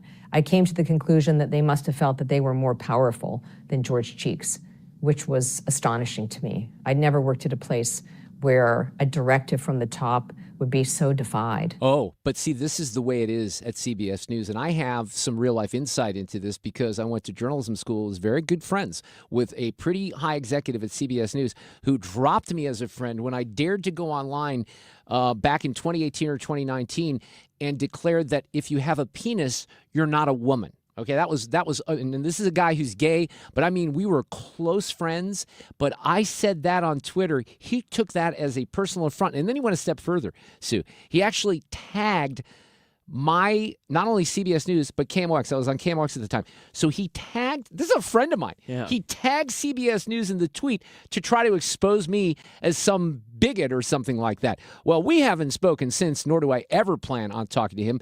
But I bring it up because that is the incestuous nature of the people and the progressives and the people that think that they can run the show at CBS. This guy, his name is Court Passant, perfect example of that because he's got a role. No one would ever know his name. No one would. Behind the scenes producer. But those are the people who make the decisions. You heard Catherine Herridge tell you right there. The bigger executives at CBS News may give you the green light, but those little progressive producers, the editors, the people behind the scenes, they're throwing up the roadblocks. Why? Not because of journalism. It's not done in the name of journalism. It's done in the name of politics. Traffic from the 97.1 FM Talk Traffic Center. Well, it's been an interesting commute while people adjust to being back at work. Now, if you're southbound on 55, of course, we have a bit of a slow go through the construction zone there. And it starts south of Arsenal. And south of there, it's fine. Maybe some moderate volume headed for Herculaneum. We have a little bit of a slowdown on northbound 270 approaching 44. Accident reported there. Eastbound 44 near Jameson. They've had an accident they've been dealing with, trying to get that off to the shoulder. Westbound 44 looks fine through there. Westbound 64, that's a slow go. Kings Highway out through McCausland. And then it opens up a bit, maybe a little slow at N. 70 westbound is in pretty good shape. And southbound 170, a little slow at 40. No delays on the bridges if you're headed into Illinois. I'm Sue Thomas, and that's traffic on 97.1 FM Talk, St. Louis Conservative. Hey, Sue, I have some good news. I think you're going to like this news. If you have not heard about it yet, the audience will like it. You know we love George Rosenthal from Throttleman, Yes, right? we do. And we bring him in and on so often that we've decided to turn it into a regular feature. So we're going to come up with a name, but it's going to be kind of like Tech Talk Tuesday. So I George, love it. Yeah, he's going to join us at this point, we think we're going to do it every other Tuesday. That does not mean that we can't, get him every week or if something happens. But ThrottleNet is a great IT company here in St. Louis. And if you need help and you need it fast, they're local, they're excellent. Rapid response times, fast responses matter when your business is on the line, which is exactly why hundreds of businesses across St. Louis and the Midwest choose local IT support from ThrottleNet. And if you ever hear George on the air, you'll know exactly why. They have a very, very proud 2-minute response time. They guarantee excellent customer service. And if you want to give them a try, there's no contracts involved at all. You can get a free IT consultation, throttlenet.com. And we're going to have George on the show tomorrow night. I'm John Morgan of Morgan & Morgan. If you've been injured in a car accident, call America's largest injury law firm. For over 35 years, my mission has been to deliver more for our clients, to deliver more for you. Injured? Visit forthepeople.com for an office near you. When it comes to planning your retirement, there's a lot to think about. Portfolio management, tax planning, and retirement income just to get started. Steve All and his team at the All Financial Group focus on those things and more. Their goal is to help you achieve your goals. Call 636-230-8824 or online, yourmoneymattersstl.com. Investment advisory products and services made available through Impact Partnership Wealth, LLC, IBW, a registered investment advisor. Insurance and annuities offered through Steve All, NPN number 153-07419. It's time for a $98 furnace tune-up. And this portion of the show is sponsored by Jerry Kelly, heating, air conditioning, electrical, and plumbing. From Belleville to Bridgeton, 97.1 FM Talk, St. Louis Conservative. I've said before that, many years ago when Trump said the media is the enemy of the people, I thought that was ridiculous. How can you say something like that? And then the Brett Kavanaugh hearings happened, and Covington Catholic, and the list goes on and on. And by the way, it's not like I was not aware of media bias before 2018 or 2016. I was very aware of it. I've covered it on my radio shows for 3 decades. But I also believe in journalism. At least I thought I believed in journalism until I found out what, modern day journalism is really about. And even the way it's stunning to me. There's a guy that He came into the KLMU, the Channel 8 newsroom in Columbia, which is owned by the university and it's run by students. And I was one of the anchors and reporters. It was a guy, and I still am friends with him. I saw him a few months ago. Stacy Wolfel was one of the big shots at Channel 8. And he's retired now, but he's posting on Facebook all the time. And most of the articles, I got to pay for them, and I'm not going to pay for it. I see the headlines. But most of them are defending the behavior of the legacy media and how they're conducting their job, which is outrageous to me that that's what modern journalism has become. And as I've told you before, and we kind of did this in the last segment, sometimes it's just omitting, like the Charlottesville example is the best, the very fine people. That is probably the Hall of Fame example from the last 10 years because that was misrepresented time and time again. And not only was it misrepresented, it was kind of like when Cori Bush was in office and she would say to the Post-Dispatch or the Washington Post or reporters how black kids are getting killed by cops all the time, when in fact there was no truth to that whatsoever, but she was never challenged on it. Never challenged on it. That's modern day journalism. You let the person just say whatever they want. You don't ask them any questions. So I come along this list, and I think this is going to be a little fun. Matt Kittle has joined us. He's the senior elections correspondent for the Federalist. He put together a list of the top 25 lies of 2025, certainly enabled by the legacy media. Matt, how are you? Happy New Year. Welcome to 97.1 FM Talk in St. Louis. I am well, thank you, and Happy New Year to you and to your listeners. Here is one that tops the list, and this is one of my favorites. We're still trying to figure out what's going to happen with the Maryland father. The Supreme Court orders the Trump administration to return the Maryland father who was mistakenly deported to El Salvador's notorious prison. The Maryland father. The Maryland father. The Maryland father. He will not return the Maryland father. Maryland father. The Trump administration That goes on and on. Matt, you're familiar with that story. That kind of tops your list, and how could it not, right? No doubt. It is number one of the top 25 liberal lies of 2025. And you say, well, why did you go with 25? Why did you go with the top 10 list or something like that, per usual? We had to narrow these lies down because we had hundreds of lies from the accomplished leftist media and, of course, the liberals, the Democrat Party that has been taken over, commandeered by the Marxist leftists. But the Maryland man, the Maryland father, was at the top of the list, and it also really was at the top of the list of another whole series of lies, which were the lies regarding the Department of Homeland Security and the Trump administration's attempt to clean up the auto pen President Joe Biden's massive flooding of illegal immigrants into this country. But again, the Maryland man, this is a guy, who was arrested in 2019 with rolls of cash and drugs. He was hanging out with members of the MS-13 gang. There's a restraining order that was filed against Kilmar Abrego Garcia by his wife. She had said he was physically abusing her. And then you had a dope like Maryland Senator Chris Van Hollen going to the prison where he was temporarily staying, Kilmar Abrego Garcia, before the judges in the lower district courts released him from that custody. But yeah, it's just shameless liars up and down with this story. So on the media bias front, and I just did kind of a segment on some of the nonsense that's happening out there even right now, and you've seen it in the last couple of days with the Maduro situation. But one of my favorite stories, and this is where if I have friends that I know are either in the middle or the left and they're on my side, and they may have some questions about the media, I always say, look, don't take my word for it. Go to the guy who worked at NPR, Yuri Berliner, and see what he had to say about the bias. And one of the most entertaining parts of 2025 was seeing NPR's Catherine Marr go up to, Capitol Hill and have to try to answer questions about their bias, still insisting that there was no bias when it's pretty clear that that's all they do at NPR is bias. No doubt about it. And you had a lawmaker who really called her out before Congress, asked her over and over again, so you didn't say this about your leftist point of view. You didn't say this about how much you hate Donald Trump and your Trump derangement syndrome. And then over and over again, he would put up the tweets on that. Yeah. Of course, that was Representative Brandon Gill from congressman from Texas. And I mean, she got caught in it. But the bigger lie than all of that, because Anybody who is paying any attention, who's paid attention for a long time, knew that NPR and knows that NPR is biased. And same with the public broadcasting system.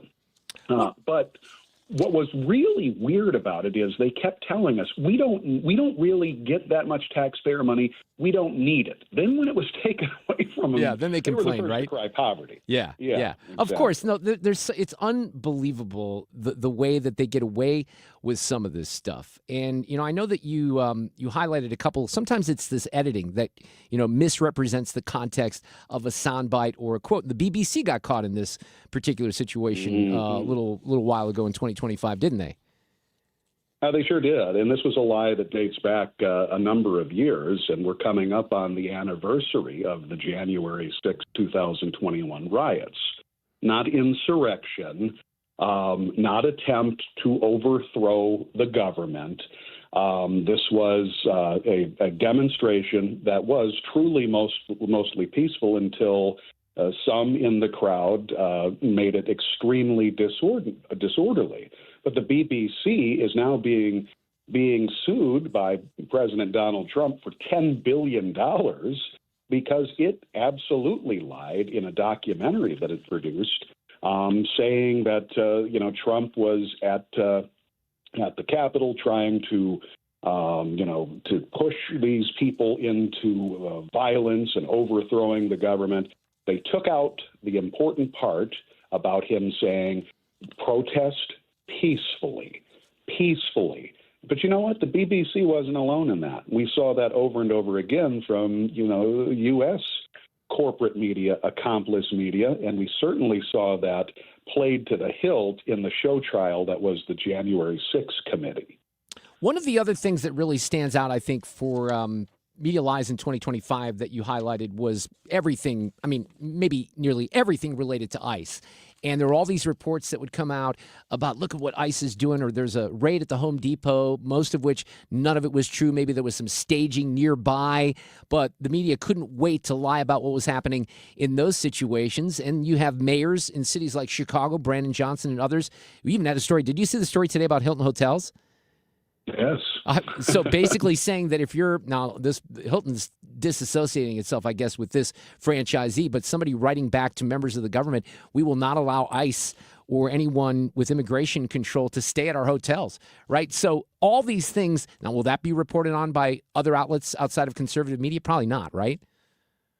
No, because remember, this is the same media that told you over and over again that the drug smugglers out in the middle of the Caribbean Sea were shipwrecked sailors. How could we forget that one? That's right. Them. Yeah, just like Gilligan's Island. That's what that was like, right? That's right. It was like the SS Minnow. They were just lost at sea. Yeah. Oh, I don't know how you. Here's. I'm going to congratulate you on this because I don't know how you narrowed it to just 25, right? No, you're absolutely right. This was difficult. And remember now, I wrote this piece right around Christmas time. Think about all of the lies that have happened at the end of the year. I mean, I didn't even really touch upon the Somali welfare daycare fraud scandal.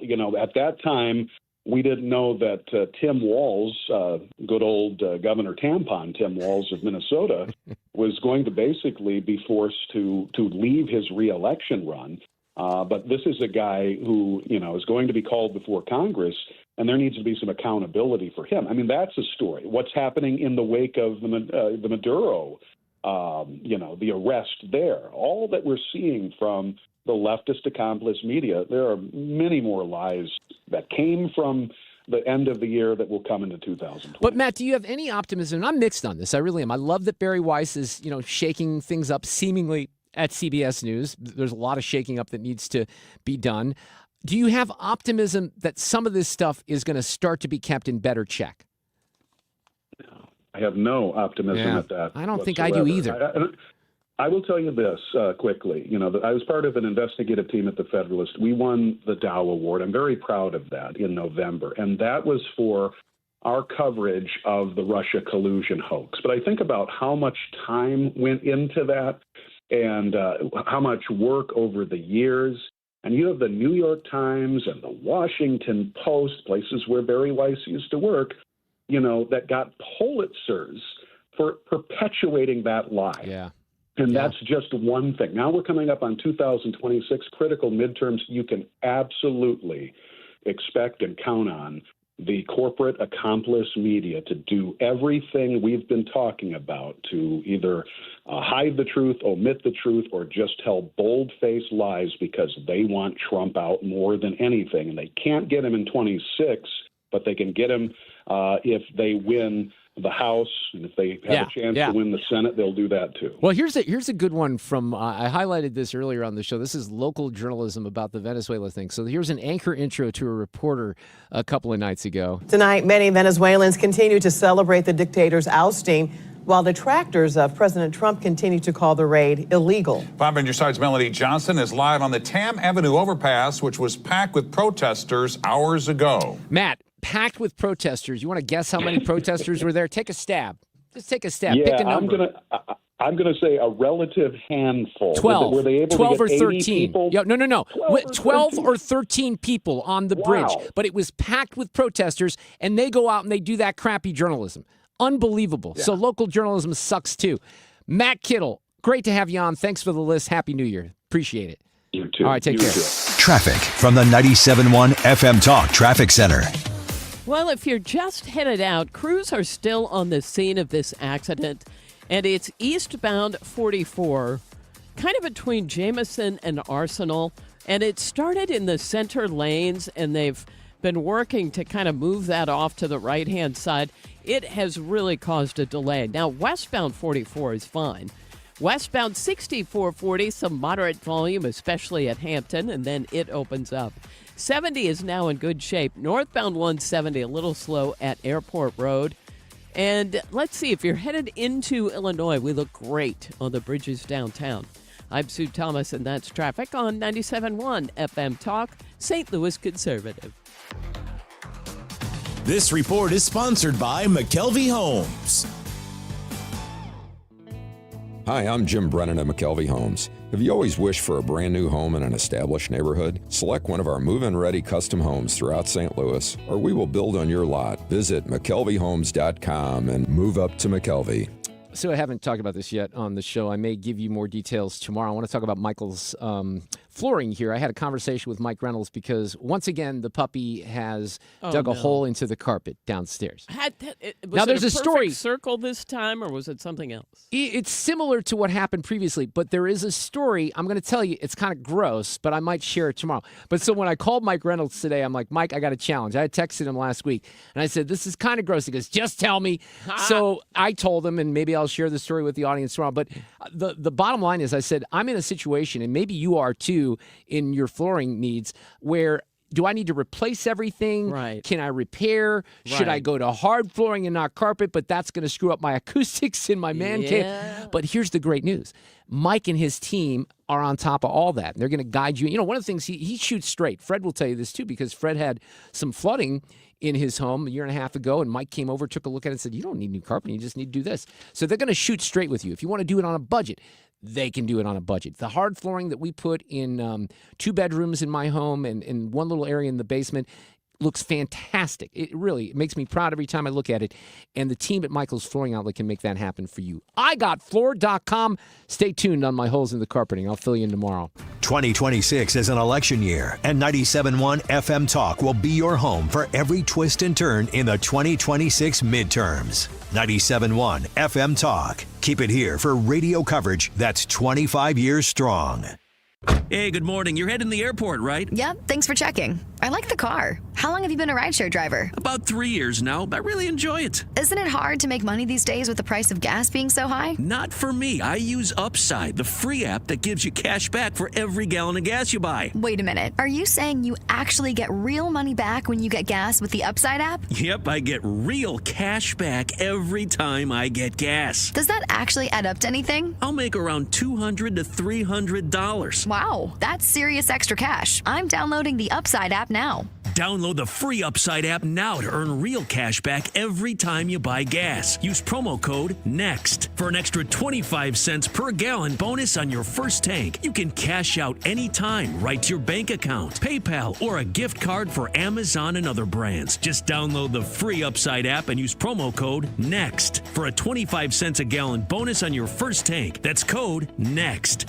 If you want thick, healthy, gorgeous hair, then you need Hair Volume from New Nordic. Available as a tablet or delicious gummy, Hair Volume is available online at Amazon and NewNordicUSA.com or in the hair care aisle at your local CVS. You're listening to The Mark Reardon Show on 97.1 FM Talk, St. Louis Conservative.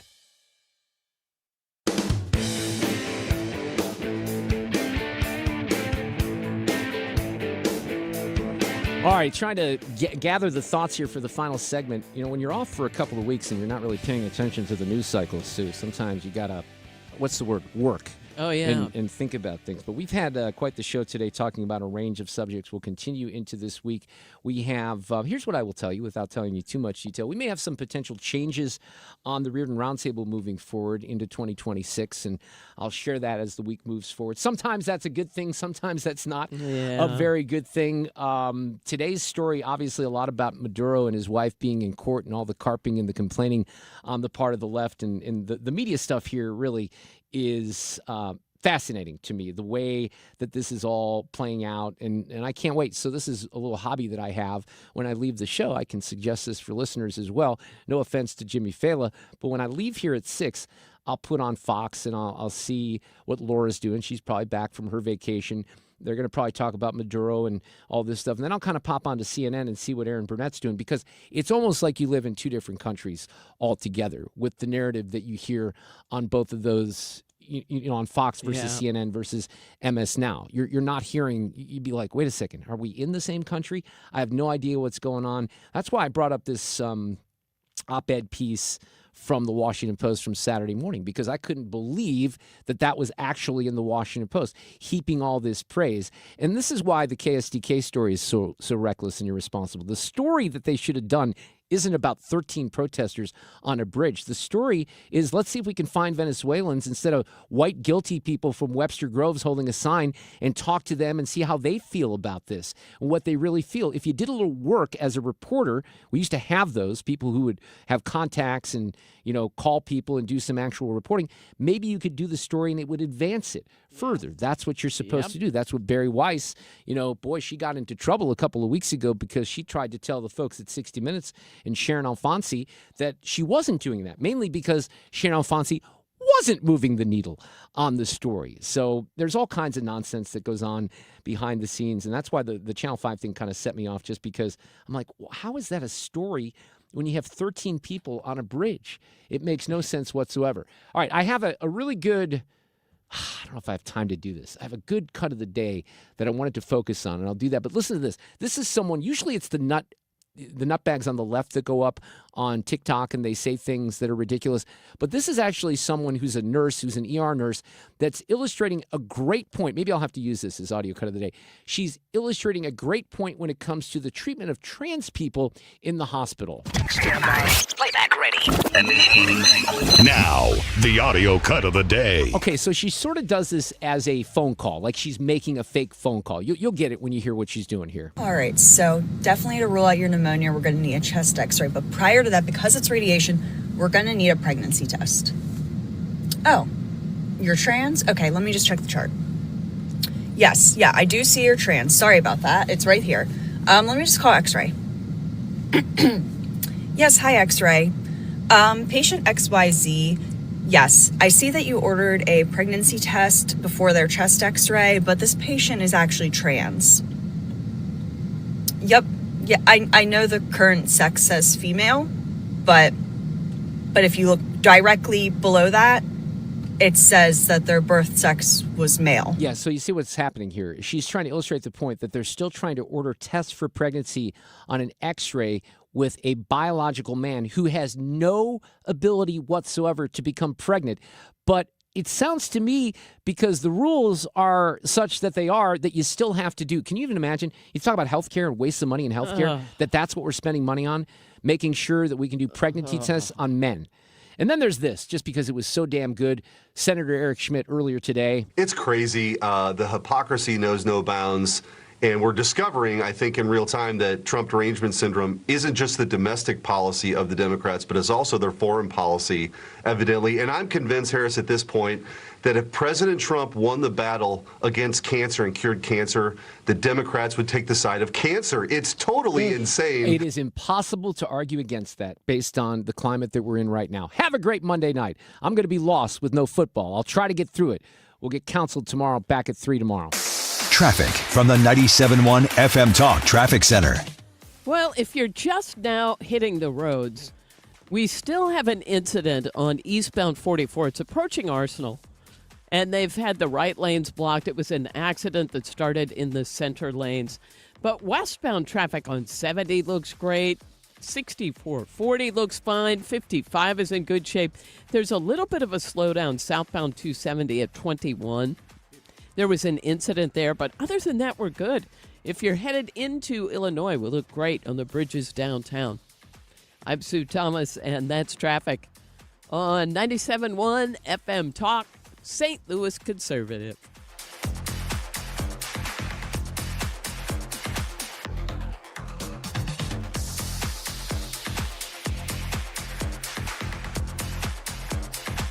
It's time for a $98 furnace tune-up. My best friend Jenny came over for coffee, said it's cold enough in here to play hockey. Well, my furnace broken, it's already late. Call Jerry Kelly, cause they're open till 8. JerryKelly.com. They're fast and they're good and they got it going on. Jerry Kelly. We, without hesitation, recommend that anybody work with ThrottleNet. The experience will be as good as it's been for us, for anybody, because you'll get a true partnership and you'll be able to rest easy that you're going to get the service that you need, while they're also doing all those things that you don't want to have to think about, that you don't want to have to worry about. They're always doing that in the background for you. Don't wait for your next IT crisis. If your business depends on technology, you need a partner that's got your back. Contact ThrottleNet.com to get a free IT evaluation and see how we can support your IT everything.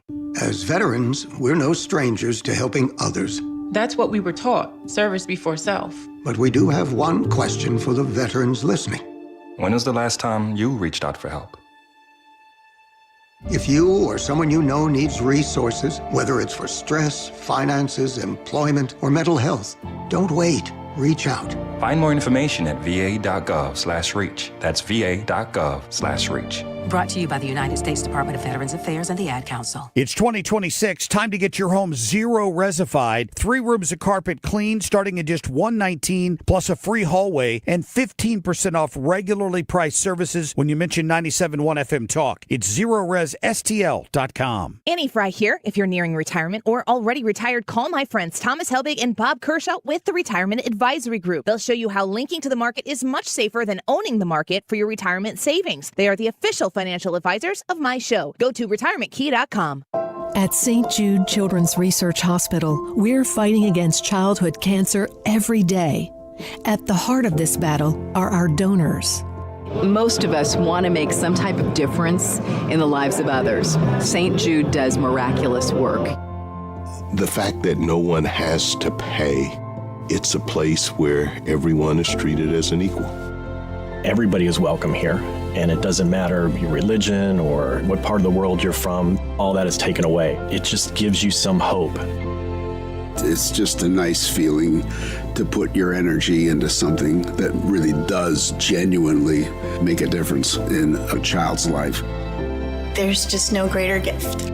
If we have the ability to help, then we have a responsibility to help. Finding cures, saving children. St. Jude Children's Research Hospital. Find out how you can help at stjude.org. If I could be you, and you could be me for just 1 hour. If you could find a way to get inside each other's mind. Walk a mile in my shoes. Walk a mile in my shoes. Walk a mile in my shoes. We've all felt left out. And for some, that feeling lasts more than a moment. We can change that.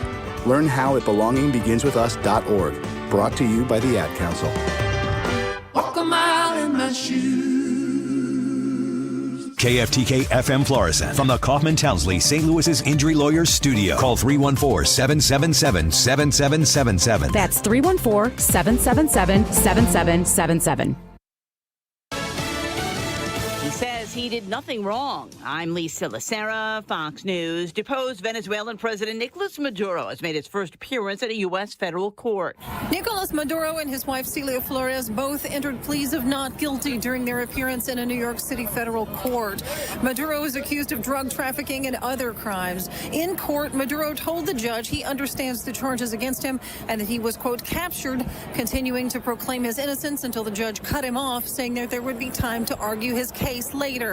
Crowds of protesters and counter-protesters outside with signs reading "No to criminal Trump invasion" and "No war for Venezuelan oil," while others expressed support for President Trump and waved Venezuelan flags. Fox's Tanya J. Powers at Manhattan federal court. President Trump says the U.S. may subsidize oil companies to enable them to rebuild Venezuela's energy infrastructure, telling NBC News that such a project could take less than 18 months. House Speaker Mike Johnson pushing back against claims Congress needed to authorize the action in Venezuela. Our understanding is that this is an operation that only required notice to Congress and not prior authorization. Senate Democratic leader Chuck Schumer says he will force a vote on a war powers resolution. The CDC cutting the number of recommended vaccines for children. Measles and mumps remain among those kids are urged to get. Flu, hepatitis A and B, meningococcal disease, COVID, and rotavirus or diarrheal disease will be relegated to choices made by parents and their children's doctors. Fox's Gernal Scott. Health officials say reducing the recommended shots to only what it says are most important